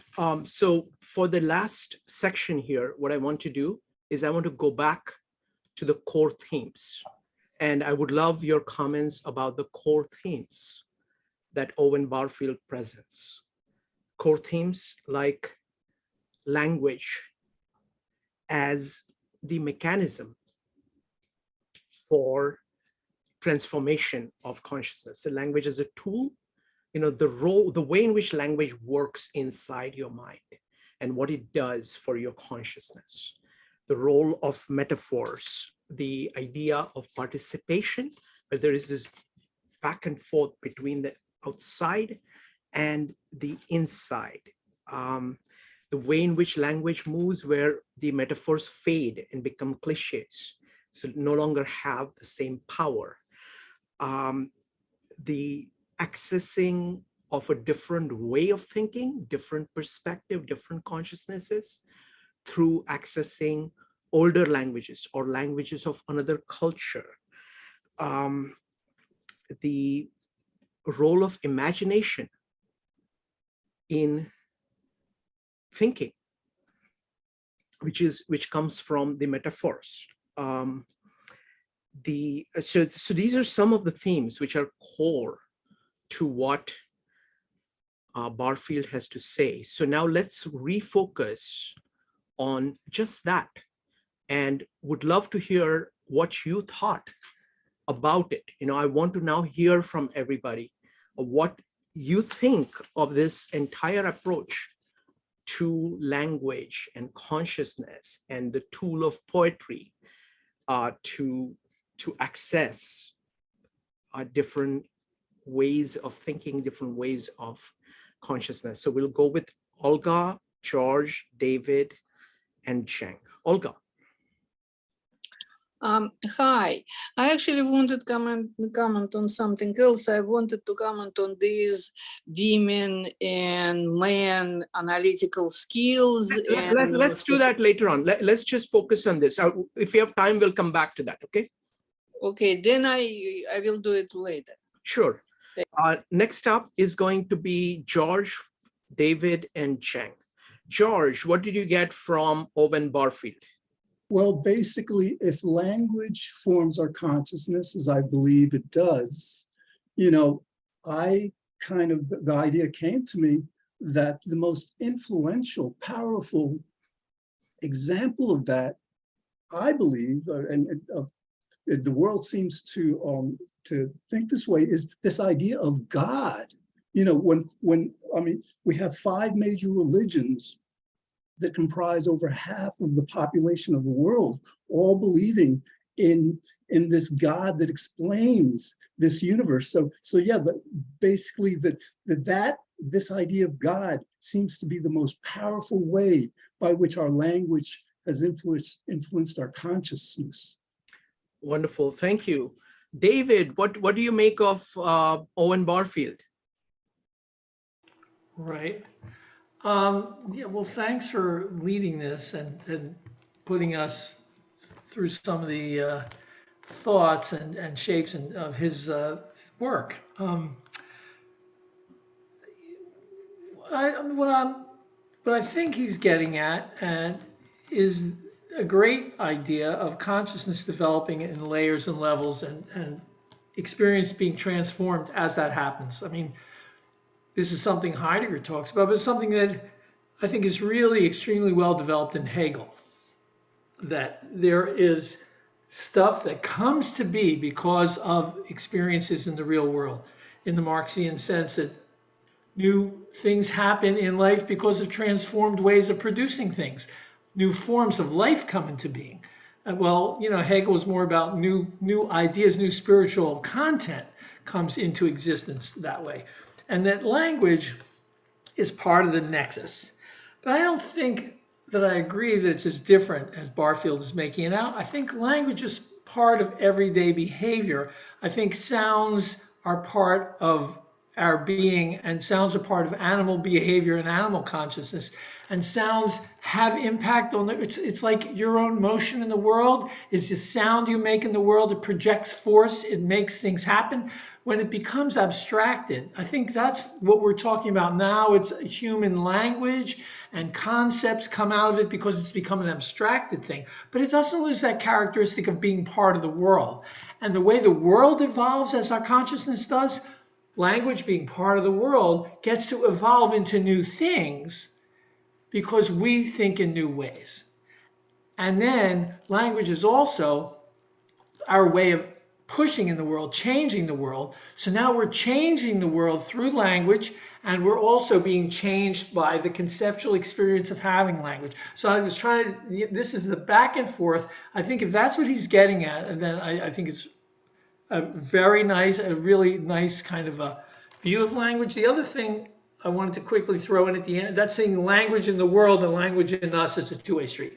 The other thing is that I'm not sure that making a distinction about metaphor as opposed to language per se is I don't think there's any difference. The moment you utter for anything that's an expression of your internal mode, that utterance is different from your internal mode. But if it is a sign that you can recognize and reconnect with that mode, hot, and that brings it back to you, it's an abstraction. It's not the hot. It's a thing that stands for the hot. It's a metaphor for hot. The very sound of screaming or fire or the word hot, they're all the same. They're stand-ins for the reality. So what's the difference between language And metaphor, it's entirely a metaphoric process of representing something. It's a universal. It's an abstraction from reality at all times. So metaphor, maybe that's an abstraction of the abstraction. I think metaphor is what we want to call it when we take a novel name we already know and apply it to something that we didn't name that way before. Maybe that's what you're saying. So it creates a bridge and we see harmonies and contiguities and congruences and stuff like that. And that's a kind of giving, imparting of knowledge. So that's all. Wonderful. Thank you. Thank you, David. I always love your articulate presentation. And I think that feedback loop is the core thing of, kind of taking in and giving out and transforming everything. Wonderful. Can I comment a little bit? No. Let everybody speak first. Okay, all right. I just want to hear everybody. You can let's keep track of everything. And then we'll have at the end, we'll have one more chance. Okay, because I really want to hear what people have gotten from Barfield. Cheng, what did you learn from Barfield? Yeah, I think it's quite fascinating. I actually don't agree with David on metaphor. For me, I'm the person who uses a lot of metaphors all the time. And I found the reason metaphor is so powerful because it's helped to describe a sensation or experience we know very well to another experience we don't know or other people don't know. For example, I use like life is a journey. Like we control our boat, our life, but we cannot control the waves, which is life. So that's very easy way to describe for me to describe the life experience. So I think it's much metaphor, I think it's so powerful in that way because they help us to explain things. I always found it's so hard to explain something to other people when the people don't have the experience. Like you cannot, there's a Chinese saying, you cannot talk about the insect in the winter, cannot discuss something in the summer, the bird in the summer. they cannot describe things. They cannot understand because they never experienced that. So how you describe an experience that people never experienced? Like you describe love, people never loved. So how you describe that experience? They can understand, guess, but they can never really understand until they experienced it. I think metaphor is the best way to help you to be close to that experience, the closest way to help you to experience. But expand consciousness, I think language, I don't quite sure about if language help you expand the experience. I think it's maybe a media because I speak Chinese and English and I don't really know what I'm thinking. Do I use Chinese or English to think? I have no idea. I think it's just thinking. And the thinking is the comprehension of our experience. That's why I like travel too much, very much. The reason is the shift to perspective, observing like now in Italy and Paris, I see people have dinner, the whole table, like different generation, tons of people have dinner every day at night on the street. It's totally different. It's like they're socialized. They have multi-generation socialization every single day.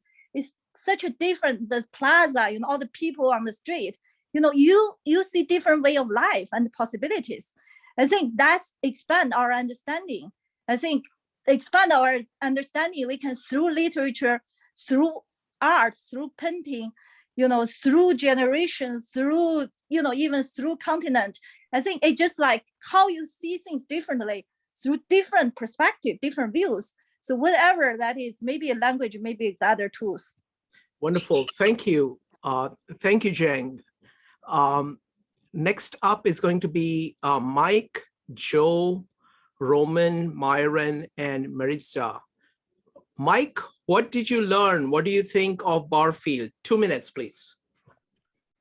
30 seconds. I don't have 2 minutes to say on this subject yet, but maybe I will eventually.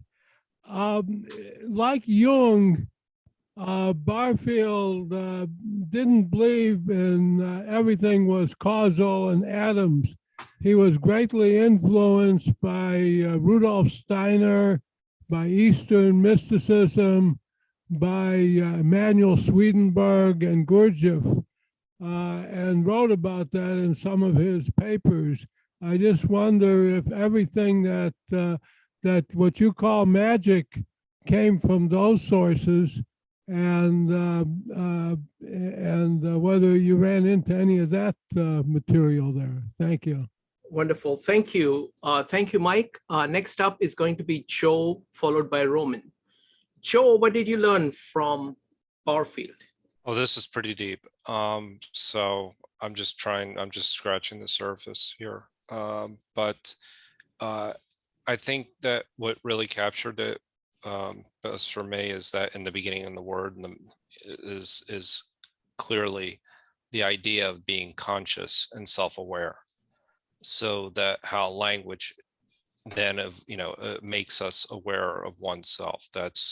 I think that's kind of something that we've discussed here at 52 Living Ideas quite a bit. So I think that there's a lot to that. And I think that there is the use of imagination and metaphors to transform both matter and spirit. I think that, but also to transform the material world as well. And I think that those are very powerful concepts.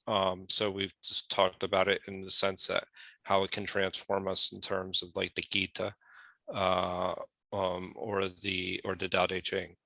Well, not so much the Tao Te Ching, I should say. But I think there's that aspect of it. But there's also, I think there's I have to say, I can't help, and I know I've mentioned this in the past, is this you can kind of see a little bit of Carl Jung in this, very much so. I see where there is this development of language and development of the material world and in science and advances in science. And simultaneously, you're starting to see the human psyche actually change during the same period. And actually, Carl Jung talked about this idea of having, this is the birth of, kind of modern psychology. And I think that has to do with the way the material world's changing and the language that we're using, and how the language is transferring the world is also transforming us. And then I think that there's a loop there to be explored a little bit more deeply. Wonderful. Thank you. Thank you, Joe. Next up is going to be Roman, followed by Myron and Maritza. Roman, what did you get from Barfield? Yeah, I had I was following up on Philip's comment about women and children especially, who are prone to experiencing life aside from numbers. And I know as an artist that there's like a bigger attention given to artificial intelligence, where creativity is being sparked up by computational AI programs. And I just think it's a very fascinating and kind of creepy field as far as experiences and language goes. So that's my comment. Thank you, Roman. Myron, did you have a comment? Yeah, I wanted to comment on the idea of language producing a felt transformation of consciousness. I forgot who said it, I'm sorry. Mm-hmm. But hearing this idea, I really began to think about an additional implication of social stratification and class, which is that, you can debate to what extent language stratification still exists in major societies. But, let's say the lower register dialects or languages are prohibited from the higher registers, then they will be left out in terms of opportunities for transformation of consciousness. What's more is when they experience their own transformations of consciousness based on their own powerful languages, words, and dialects, the upper registers may choose to ignore them, as they have for a long time. So, we would like to think that language transformation is a universal human experience, but unfortunately our earthly actions are much more powerful as well. Wonderful. Fantastic comment. Thank you. Thank you, Myron. Next up is going to be Maritza. Folks, if anybody else wants to talk about what they got from Owen Barfield, go ahead and type exclamation mark. Would love to hear what you got. Maritza. So I'm fairly new to Owen Barfield, introduced by you guys. My initial thoughts here, and I will say I feel the need to probably read some more on him.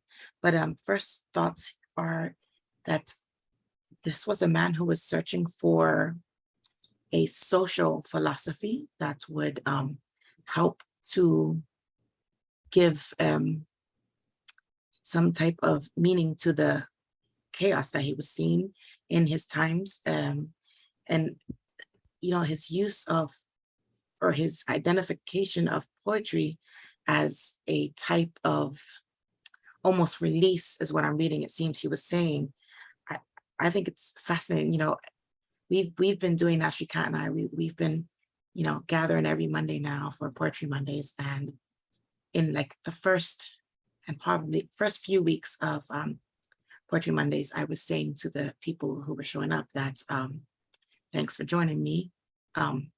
Just know by the end of this, you're going to be sharing a little bit of your soul. I will be sharing a little bit of my soul with you, and we will be falling in love with each other. And I said that, and you know, some people may have laughed or taken it tongue in cheek, but this, I see this philosopher as, you know, finding a far more technical and eloquent way of saying just exactly that. This use of poetry, it's a way to express those things that lie just beyond the consciousness of our very center. And that's the way I viewed it. What I hear Barfield saying is that it's not quite that it lies beyond the consciousness. He's saying that it lies within the realm of our consciousness, but we've lost that connection because of all the noise that has happened throughout the ages. That's kind of what I'm hearing him saying, that poetry provides a great way to reach between, you know, that which was and that which is. So those are just my first thoughts there, and I'll read more, and if we have more on him, hopefully we'll discuss more. Wonderful. Thank you, Maritza. Eric, what did you get from Owen Barfield? I'll keep this really simple. I think that the thing I'm most grateful from getting from Owen Barfield, and I've only ever read the book Poetic Diction, I now understand better why I feel the thrill of reading ancient texts and working hard at understanding the original languages. This was top of mind this week as I was once again trying to translate 5 little verses from Norwegian, 5 little lines into English, and wondering if I had got it completely backwards. Wonderful. Thank you. I too, you know, I'm you know, for Bhagavad Gita, we are studying Sanskrit. We're looking at Bhagavad Gita in Sanskrit. I'm using a 13th century Marathi commentator on it called Naneshwar, who founded the language I grew up speaking, Marathi. So it's like 13th century Marathi is different than modern Marathi.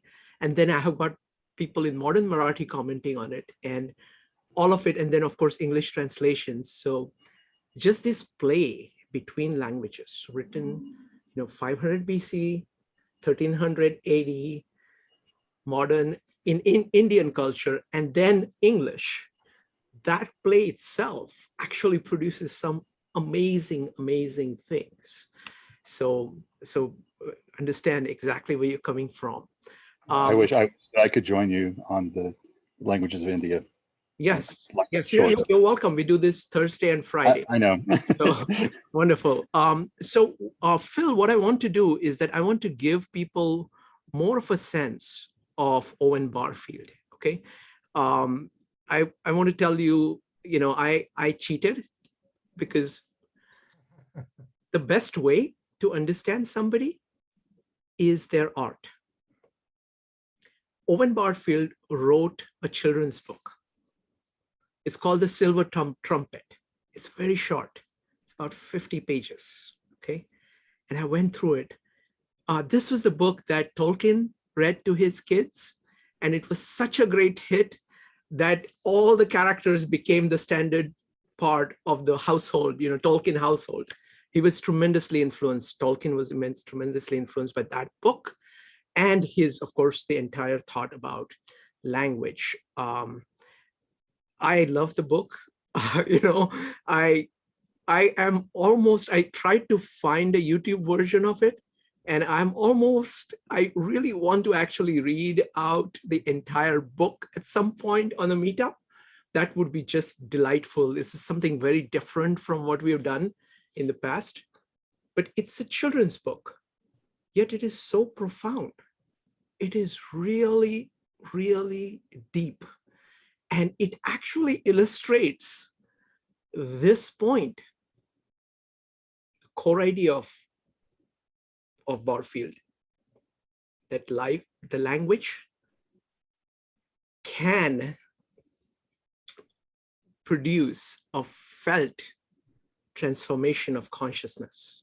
It illustrates it so beautifully that children love it, and at least I love it. So I recommend it very highly. I put a link to owenbarfield.org. That's where you can find the entire text of it in PDF and a lot of other things. So Phil, can I ask you more about Barfield and maybe Barfield and Lewis so we can understand the man a little bit better?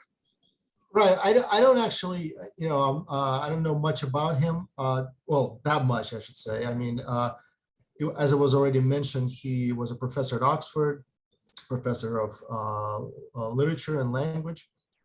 And just like Lewis and Tolkien, he wrote these books for children. And, it's very telling, right, that these men who were highly intellectual, top of their field, amazing scholars, and yet the books they wrote for children, for young adults, I guess. I mean, for all ages, right? We all love Narnia. We all love Lord of the Rings, and the book by Barfield you just mentioned. I haven't read that one actually. What is it called? Silver. It's called Silver Trumpet. Yeah, I have not read that one, but I look forward to reading it with you or by myself.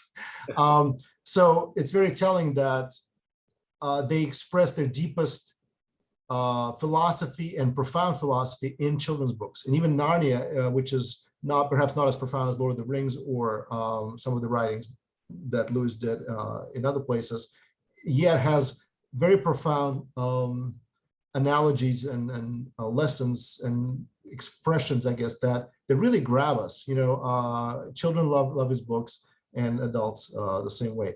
All of the three men that we mentioned, and again, there was one more, formed this club of the Inklings, and they would get together in a pub and discuss different things and philosophy and some of the things that were happening.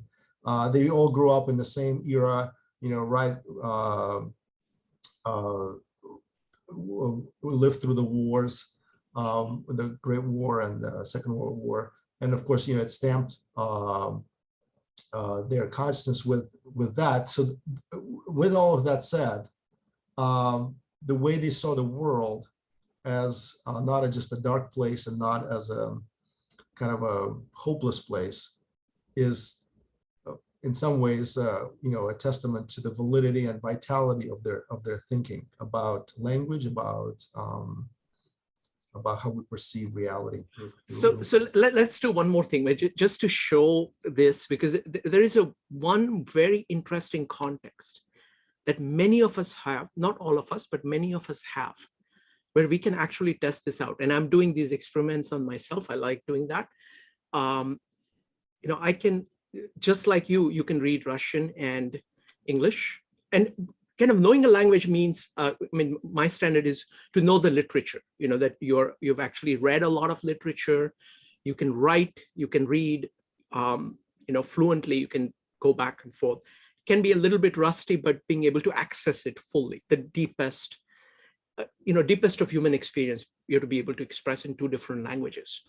So I am finding just, what I'm doing is that whenever I'm thinking about something now, if I think it is really important, I always think, my default language is English, but I always think of the same thing in Marathi and say, okay, how will I say that in Marathi?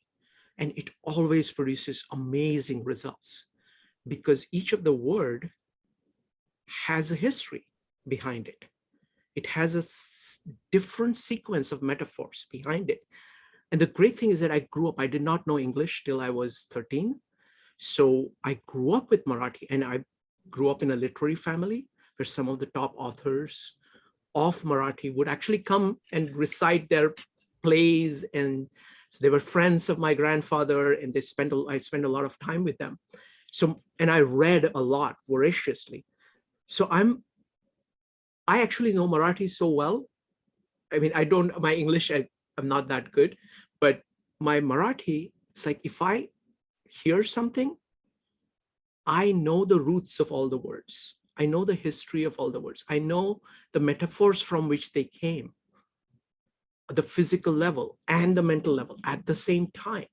I mean, it's most incredible thing, even after all this year. And using that in combination with English, where my vocabulary is much larger, and I've done most of my reading as an adult in that language, that combination is producing some amazing, amazing results. So anybody wants to share anything, like we'll start with Phil, about this going between two languages? Because the core point that he's making is that language is actually telling you a deep history of a people, of a culture, and that is becoming very much alive. Let's do one thing, Phil. Let's go with David, Eric, and then you. Is that okay? Sure, no problem. David, go ahead. Yeah, it's a fun question. It really makes you think. My alternate language, not that I speak particularly well, but that I have studied and read in the literature of, would be ancient Hebrew. So that kind of reveals levels of meaning, and that's a kind of hermeneutic study, which is the way certain people study that literature. So, for example, we talk about the Bible, and I think we're talking about totally different books, because the first letter of the Bible points inwards to the structure of the Bible, the way it's drawn, and the word itself literally means in a head of, as a noun. So that's what we think of as the beginning, from the head of something. And it's not the beginning, it's a beginning. That's the real meaning. There's no the there. So it's like, what book are we talking about? And it is that the way you discover this is by seeing how the words occur over and over in different contexts and what they grow to become over time. So I agree, it's a fascinating thing. You can talk about all that old literature that way, and it helps in another language to objectify it and then do it to your own language. Wonderful. Thank you, David. Next up is Eric, Phil, Maritza, and Myron. Eric. Yeah, so the languages that I have, I spoke in the eulogy for my father about him taking me to Greek class at 15 years old. So I had a year of biblical Greek, and that has benefited me in a lot of ways that he didn't expect. Like, I'd prefer to read the Greek historians of the 3rd century who wrote in.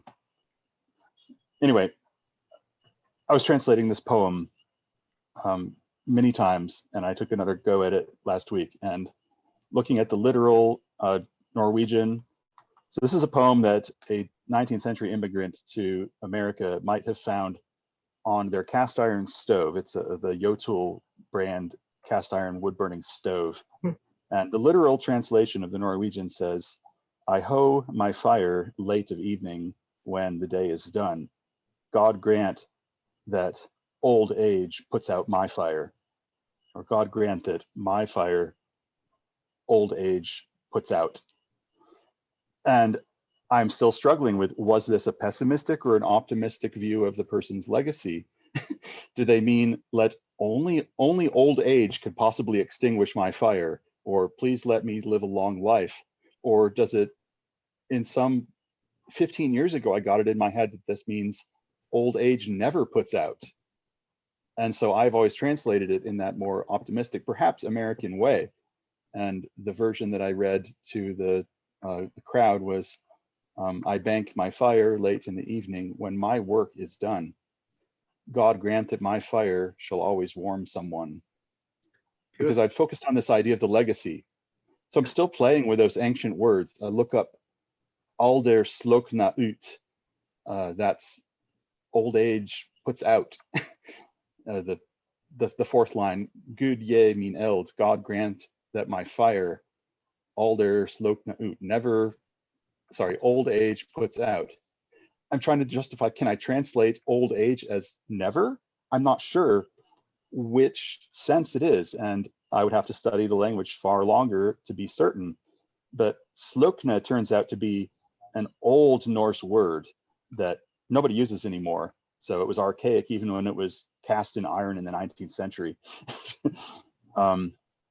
It survives on in the expression slow na, which is literally bended knee or slow knee, a person who stumbles to walk, struggles to walk. But this old word means extinguish, and it just recalls Tolkien teaching me to an everyday word, slake. It means you've quenched your thirst. I thought everybody knew the word slake as a verb, but it turns out that they don't. So I learned so many things from studying the 5 little lines of that poem. It's the first line is what you can find it by. I grev ned min eld, or I bank my fire, or I cover the coals of my fire. Literally, I hoe my fire, the rake. Wow. So there you go. That's Thank my recent experience. Wonderful. My Thank you. theme was the legacy. Thank you, Eric. I mean, what we found is that when we are looking at Gita, the words actually exist in the entire context of that civilization. You have to have some kind of appreciation of the civilization, and then the words make full meaning for you. So being able to kind of go between that, and it's really, really a very powerful thing. And then you kind of have to take the words and translation. Again, like, see what happens is that translation, I look at it as a word. The word in Marathi is bhashantar. That means spanning the different distance between languages is what translation translates as. So, so what it does is that you kind of have to understand the context and the spirit of what was being said. And then you have to put it in a different language in a way where it captures the spirit. Maybe in a different, very different way, but you're trying to capture the spirit. But it's wonderful. Thank you so much. Next up is going to be Phil, Maritza, and Myron. Phil. So the question is about being bilingual and how that connects to consciousness. Mm-hmm. Right. So yeah, my experience is definitely that when I speak and think in Russian, it's a different consciousness than when I speak and think in English. I would say it's more intimate, but that probably is true for most languages that you learn as a child. They are more intimate. But then, of course, there is the question of when do you express yourself in one language versus the other. Now, I've been an English speaker for so long, and sometimes it's easier for me to express myself in English, actually. But what is it that I'm expressing? Well, it's a lot of very technical things, right? When I talk to my friends about business, about work, about this, I speak in English. It's easier for me. And of course, a lot of the context that I find myself in is it's what I would say is disenchanted context, right? It's things we have to do kind of as part of the mechanics of the world. It is mechanical. When do I switch to Russian? When I speak to my mom, when I speak to my wife, or when I write poetry. Poetry is easier for me in Russian, even though I don't use it every day. It flows better. I'm not sure if that's the difference, I guess, is the poetic, the more intimate personal experience. And of course, I love some of the words that are different, but are the same. So here's a thought. There are certain words that are completely unrelated to each other, and yet their derivation is the same. So conscience is one of them, or consciousness. Like we talked a second ago, it's a word that means to think together. In Russian, it's the same exact concept of thinking together, just worded differently, right? The words are not connected to the English word because they're not Latin, right? They're Slavic, Greek, whatever. They are not coming from that same root, but the concept is exactly the same. So the word for conscience means exactly the same thing when you break it down. It means to think together. So those types of connections tell me that the concepts themselves are derived in the same way, and they're derived from experience. The experience, the consciousness, produces words of a particular type, even though those words themselves, like in Chinese, I'm sure there's a completely different word for it. It may not have the same derivation, but maybe it does. And there would be a question for the, if we have a Chinese speaker in the audience, what the word for consciousness is, and is it derived similarly? I'm curious about Sanskrit as well, because again, it kind of testifies to this idea that in fact, it's the similar concept and it's just worded differently. Wonderful. I want to tell you a little story. So when I came here, I pretty much, when I came to the US about 30 plus years ago, I was in love with America. I still am. And I wanted to learn everything about, so I was immersing myself in the American culture in English, and I lost the ability of reading, writing, not lost, it became very rusty. Once I was going back to India, and I said, okay, let me see how much of Marathi I still have. And I write things on psychology and philosophy in my journals all the time. So I said, I remember it was a Sunday. I said, today I'm going to write only in Marathi. And it was the most amazing experience. It's kind of like trying to grasp something, one with the right hand and one with left hand. The grips are slightly different because the concepts are different. And what I found is that I understood what I was grasping much better, that I held it with two different hands. I'm also finding that because I learned Marathi as a kid, and I was pretty good at it, I find that it is far more direct. So in some ways, though it is rusty, any kind of philosophical ideas, psychological ideas, any kind of progression, I can just go to the heart of the matter far more effectively in Marathi than in English. So there is a lot to be said about this, about when you learn the language, how it operates in you, what you're used to it. So thank you. Next up is Maritza, followed by Myron. Folks, if you're bilingual and if you have any observations about how both of your languages work in you, would love to hear from that, hear from you. Maritza. So I think languages are fascinating. I started learning English here as a little girl. I was about 5 when I started learning English here. But it was very divorced from context. So it's something that, as I'm older now, I see often it's so easy to lose. Like if I get very angry or very drunk, I slip to Spanish because there's nothing to tether English, because I learned it in school, but until I was like mid-teenager, I didn't speak English outside of like that very formal school environment, because I was in a very controlled environment with family. And so we only ever spoke Spanish, all of our cousins. I didn't have any friends that didn't speak Spanish. So I didn't ever speak English outside of schooling. So it's kind of funny that, so I'm self-taught in like, say, German, right? But in German, it's all context based, because I really learned it conversationally. So I get better at German as I'm drinking, right? Because now instinct kicks in and I can recall it. No, can you read Goethe? It's very hard to read. Okay, to be fair, that's hard to read in English. Just saying. But, I can read German. I understand it. Understanding best. Reading next. Well, maybe actually spitting it out, speaking is better than reading. So I would say I think in the scale, I'm like B2. So I'm not super fluent, but I'm getting there. But you know, some things, you know, I think languages are fascinating. Some of the things that you would think are similar that aren't, like there actually there's no true word for consciousness in Spanish. The word we use is mi conciencia.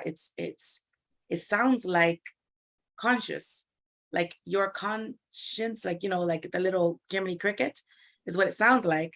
But the word literally usually translates to like knowledge or awareness. That's the word we use for consciousness. You just put you put my in front of it and it becomes consciousness. And it's, you know, Philip, you're speaking of some words that sound the same. You know, when I was very, very beginner in German, I got, my friend got like so confounded by me because he was grilling me on sentences. He was just saying things in German and I couldn't translate one word. And he was like, später, später, what does it sound like? I was like, he's like, it sounds like later. Why does it not? And I was like, oh, in my mind. So he wanted me to say it in German and he kept saying later and he wanted me to get the German word and I couldn't get it because the reach back for me, when I think später, I think más tarde. And that doesn't sound anything like später. But it was funny because I hadn't realized that when I couldn't find the word to the third language, and I do this in French also. So when I can't find the word, instead of going to find it in English, which is what I speak most often now, I revert to the mother tongue and I'm looking for the similarity with Spanish, but he only knew English and German. So he was giving me a similar one for English. And he was so confused because it was like, and he's right. When you think später and later, they sound so similar and they are, that's the same word, right? Well, okay, that's inaccurate. It's not the same word. It's the same metaphor for a time in the near future. Yes. So no, but it's fascinating what the things that you pick up more easily, because it is true that your mother tongue tends to be that which is easiest to do in personal circumstances, or if you're more emotional, that's what you're going to fall back. Like if you ever go from 0 to 60 and you're going to curse somebody out, 9 times out of 10, the language you choose is not going to be a learned language. It'll be your mother tongue. Wonderful. Wonderful. Let's see. So this is just great. So I'm just loving all these observations. So folks, please take your time to share, because this is something which is very, very rare.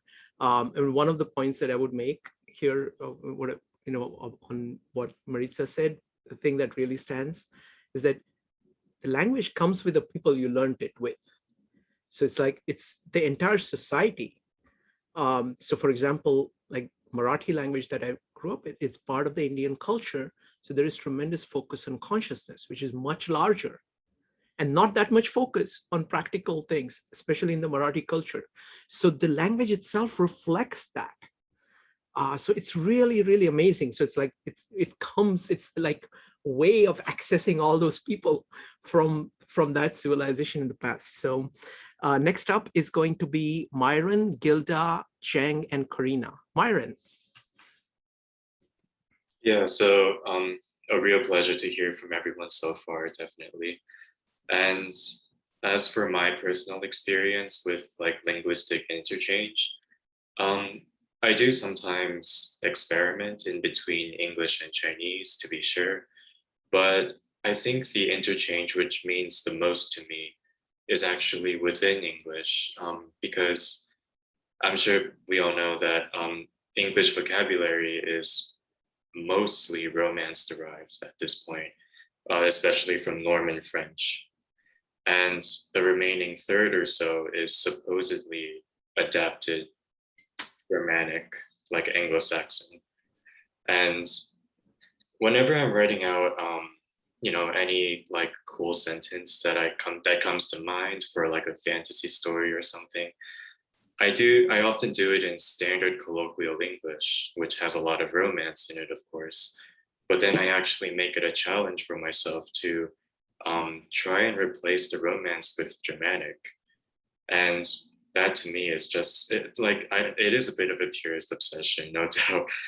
But I think to me personally that Germanic constructs actually sound much more endearing to me than, like, say, standard colloquial Romance Germanic hybrids do. And it's not to say that Romance is never beautiful. Of course, Romance is like the epitome of beautiful for many people. But yeah, overall, I think this might have something to do with, for instance, how Germanic words are supposedly found in our more basic expressions in English. Like, for instance, when we're children, we may use Germanic words more frequently, unless you're just like a prodigy and you're learning science. But yeah, just that sense of the infantile side to Germanic, the historical side to Germanic, and also the modern, like, fantasy heritage going back to Tolkien of this very keen appreciation for the Germanic linguistic heritage in English is what really fascinates me the most. Wonderful. Thank you. I mean, I think English is a special language because, I mean, to put it one way is that it's a mongrel language. Another way of putting it is that it is an open-hearted language. It takes in anything good that it finds from any source. And with it, it is the expression of sensibilities of that culture and those people. So for example, Romance sensibility is different from the Germanic sensibility. Germanic is far more direct. You know, it goes like that. Whereas Romance is a little bit like, Marathi is far more like that. It will never say this. It will say, oh, that. It just kind of points in the general direction in a beautiful way. And it has a very definite meaning in the mind of people who are speaking or hearing it, but it doesn't go like that. It is considered impolite to go like that. So so it brings in the sensibilities of all these cultures. So thank you. Next up is Gilda, Jang, Corina, and Eric. Gilda.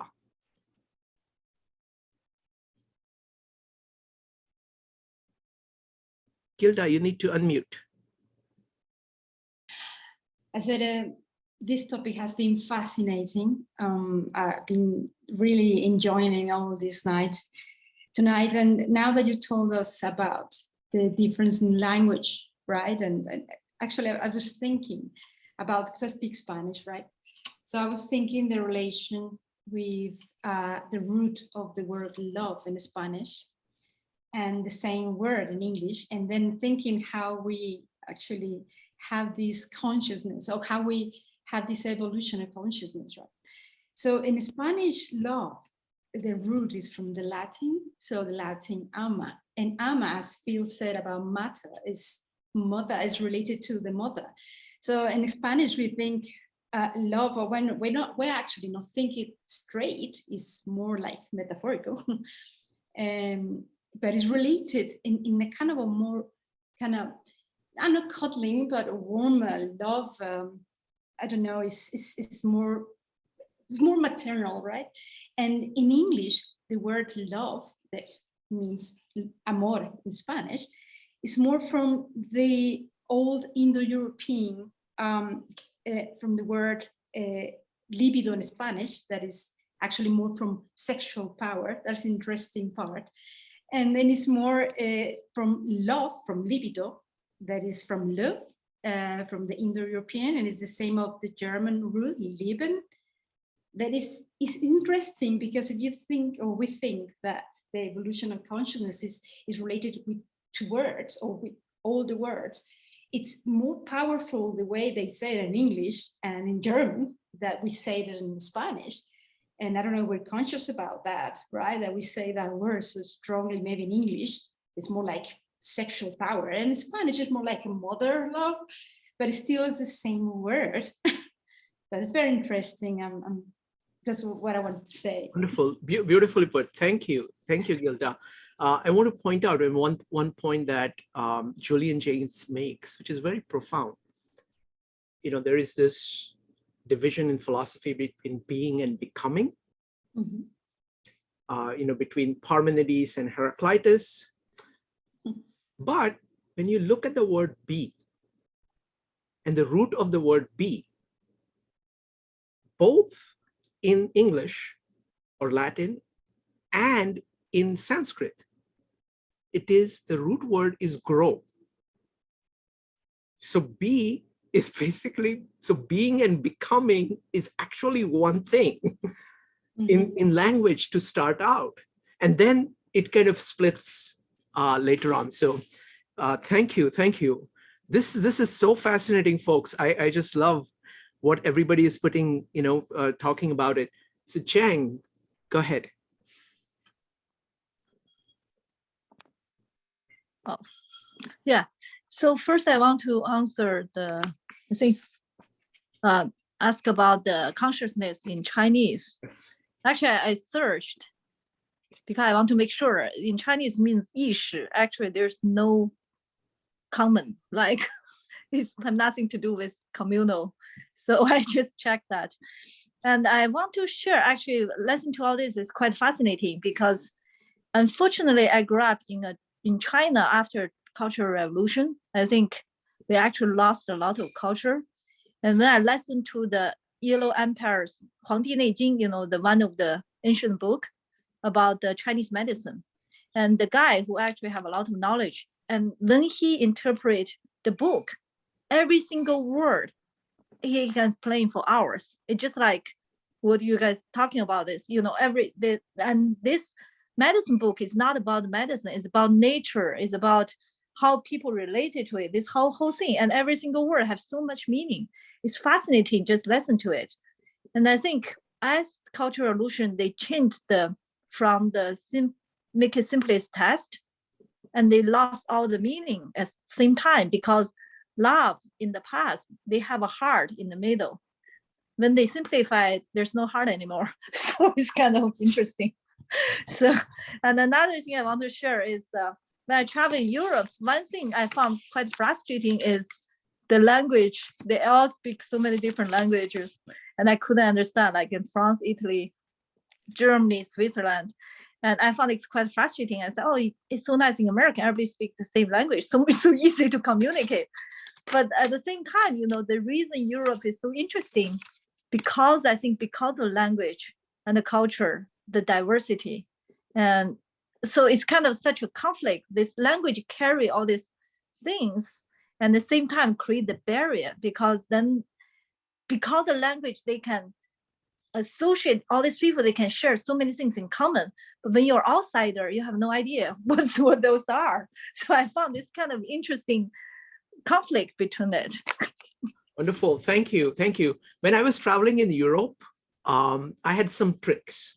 So for example, in Italy, I find that Italians mostly speak with their hands. So you can start speaking in English with your hands, even if they don't. I've had long conversations with Italians who don't know English, and I don't know Italian.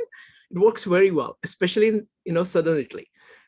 Second is that in France, I had difficulty because people didn't know English.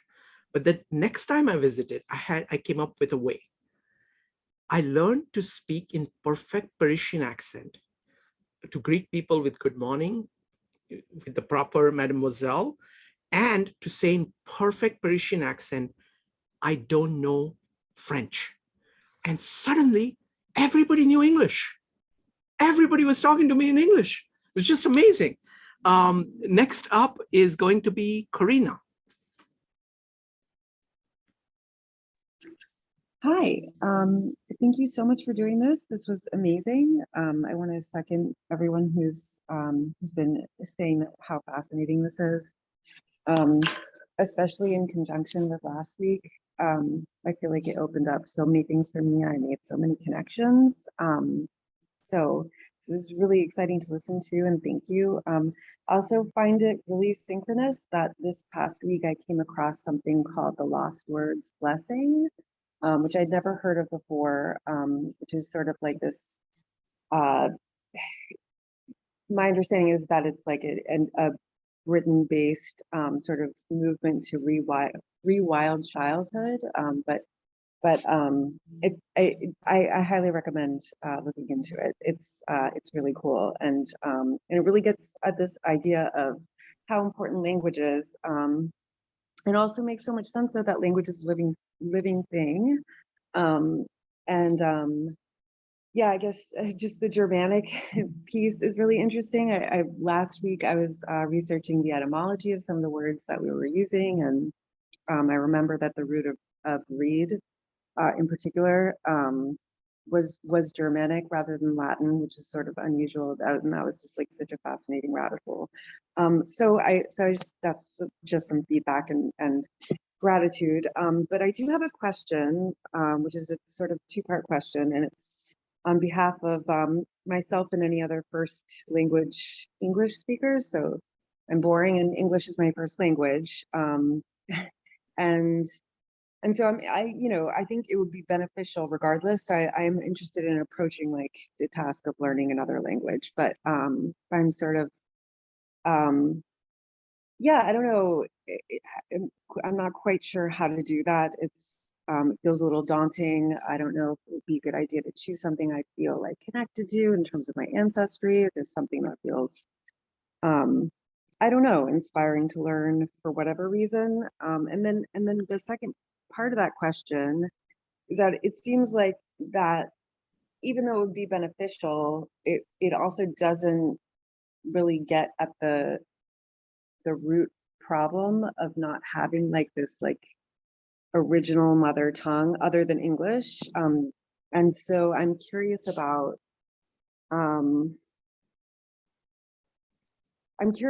like the process of gaining like a more intimate understanding of our language by that translating process that was that Shrikant and people were talking about, that the best way to understand like something is to translate it into another language and then back into the original language. And so I guess I'm curious too, like if there's any other ways to do that besides just with spoken language, if that makes sense. Like, sure. Yeah, like the other modes of expression. Okay, yeah, thank you, sorry. Thank you. Thank you, Corina. What we'll do is that we'll have everybody talk, and then let's see if we can deal with this one. Eric. And what I'm going to do after Eric is that I'm going to invite people who have just one language, most likely English, to talk about anything that they found interesting in this, because people who know two languages have been talking for a while. Anything that you find interesting, just like Corina mentioned, you're welcome to type exclamation mark and kind of put your thoughts on the table. Eric, go ahead.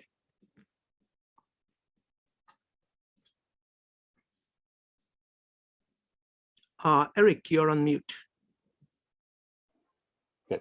While I was listening to Marisa talk, I just started thinking.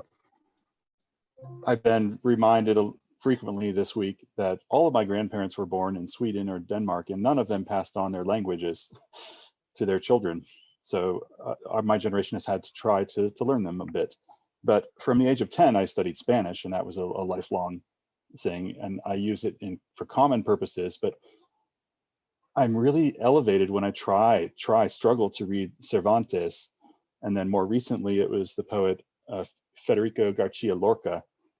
I hate Star Trek's version, but the poet Lorca, some of his poems have been set to music, and that's how I was introduced to them. But then I got the unabridged works, so I'm happy. But in the poem Tarde, the Afternoon by Lorca, I've translated that poem many different ways, trying to understand what it was that I was singing. It's been turned into a mass. But just one single phrase in there, paisajes inéditos, I struggled over many times trying to find an equivalent for it, and just trying to crack that little nut has generated so many ideas for me. And I mean, literally, I might say it means unedited countries. And it calls up this idea of maps. Maybe there's no atlas made of that country yet, I don't know. Or maybe it's raw and unfiltered, I don't know. But the short verse that it appears in says to wait for the winds loaded with seeds and unedited countries. Right. Wonderful. Thank you. Just trying to, that's the poem Tarde by Lorca. Thank you. Well, thank you. Thank you, Eric. I just want to make a quick comment here, and then I would love to hear what people who just know English thought of everything that was being said. I think the primary thing that I get from a different language is the access to a different culture. So it's the same kind of thing that I got by looking at Gospel of John. It's basically you communing with a consciousness which is very different from yours. And you can get a lot from doing that. So you don't necessarily have to have a second language. If you are open to taking in what another consciousness has. So for example, Dao De Jing, I don't know Chinese. I can only say Dao Ge Dao, Fei Chang Dao. Ming Ge Ming, Fei Chang Ming. I'm not pronouncing it correctly, but that's all I can say. But through all the translations, myriad translations, like 25 different translations we read, you get a flavor of that way of thinking. And that is far more crucial. Now, it so happens that I know Marathi, that's why I'm using it. I don't know Mandarin, and I think it's a lot of work for me to learn Mandarin. But accessing Dao De Jing and making it a part of me, that I can do. I have to be very careful about translations. I have to take in many, many, many translations to make it happen. But that's what I would say. So any comments from others who have not spoken? We'll start with Joe, followed by Dave. Joe. Yeah, it's interesting that you mentioned the Dao De Jing, because that's exactly what I was thinking of. Like when Jason's translations are very literal, and by looking at so many different translations, there would be sometimes he would get stuck on coming up with a word that he thought would actually capture the concept, like an English word. And you kind of start to see where, you're kind of how difficult translations are. Going in between, and then you start to see the liberties that are taken throughout the years too, because when you're reading multiple translations, you start to see the evolution of how, certain translators are actually, are starting to put their time stamp on it. And that's pretty interesting. I think I forget what's the one translator, he also has done the Gita that I particularly liked, but his translations were completely within the context of the time. You could see the evolution of his own, of the translation itself. One of the interesting things that one of the things I found most interesting about what was said is when you were writing in journals in Marathi, that it was coming out more clear. It's because you're using your conscious, that you're actually consciously writing down, and how things can become more clear actually once you're actually engaging in another language and actually thinking about it, thinking about what the word means and how to say it precisely. And fortunately you have that recall, but you're going through the process of recalling something. I think that that's fascinating, is to be able to, to be able to capture concepts even more clearly than you would in what the language that you're using every day. So I thought that was pretty insightful. My language skills stopped in Latin in high school, and I got to Caesar, and that was it. So that was, but it's something. With an instrument is probably music. I want to learn an instrument first, but this would be languages on the bucket list. Wonderful. Thank you, Joe. One point about translation is that the way I approach kind of what I think is a good translation is somebody who really understands the core of what is being said and has the ability to express it. So for example, translation that Peter Jackson has done of Lord of the Rings, I think that's a good translation. Okay, it's spanning different media, but he actually understands the core of it and is able to, because it's most of the movies based on books don't really work because they don't go to that level. They become too literal, all kinds of issues. So it's the same issue of translation. Wonderful. Next up is Dave. Dave, go ahead. Yeah, thanks. As a mostly all English speaker, I study a little Spanish, and so I'm in a Mexican restaurant. I'll try to say gracias and wait for a de nada, things like that. And of course, we have a lot of bilingual signs and things, bilingual phone menus. We have a little Greek or Latin hanging around, RSVP, IE, etc. And I think Russian, I think the one word I know from Russian, I think is brat for young boy. I think is a little different meaning in English, but we say we've taken words from almost every language. And of course, the expression I love is that Marachia will be walking down some alleyway late one night, and English will sneak up behind him with a baseball bat and steal 2 or 3 words from it. But because we've got words from all different languages, and unfortunately, all the kids in the whole world, starting about 3rd grade, have to learn this mongrel language called English. It, of course, got the French stuck in there with all these words with the useless e at the end of them, and so it's a very interesting language. But yeah, I do miss the fact that Europeans learn several languages almost automatically because of the borders and things like that. That I think we do miss being in America. Wonderful, thank you. No, I have tremendous respect for English for being this kind of a language which takes in, because it's so amazing that we are actually accessing a whole bunch of valuable concepts, valuable words from all kinds of sources, just as a matter of course. It's just amazing. All right, so I want to thank Phil. Phil, what do you think of this meetup? It's pretty amazing. I have to say we went a lot longer than I thought we'd go, so I'm pretty tired. But yeah, it's amazing to hear how. No, firstly, I want to thank you, Phil. I mean, Yeah. this Owen Barfield is a great find. I think it's something that is core to what we are doing here, and I look forward to kind of looking at it further.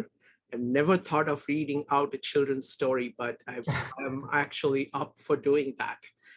He's a wonderful writer. Even his nonfiction books, that some of the ones that I mentioned are wonderful, and they give you that sort of lift that a lot of books, they don't give you that, but reading his books, you get a certain lift, because it's like he's taking your hand and he's leading you into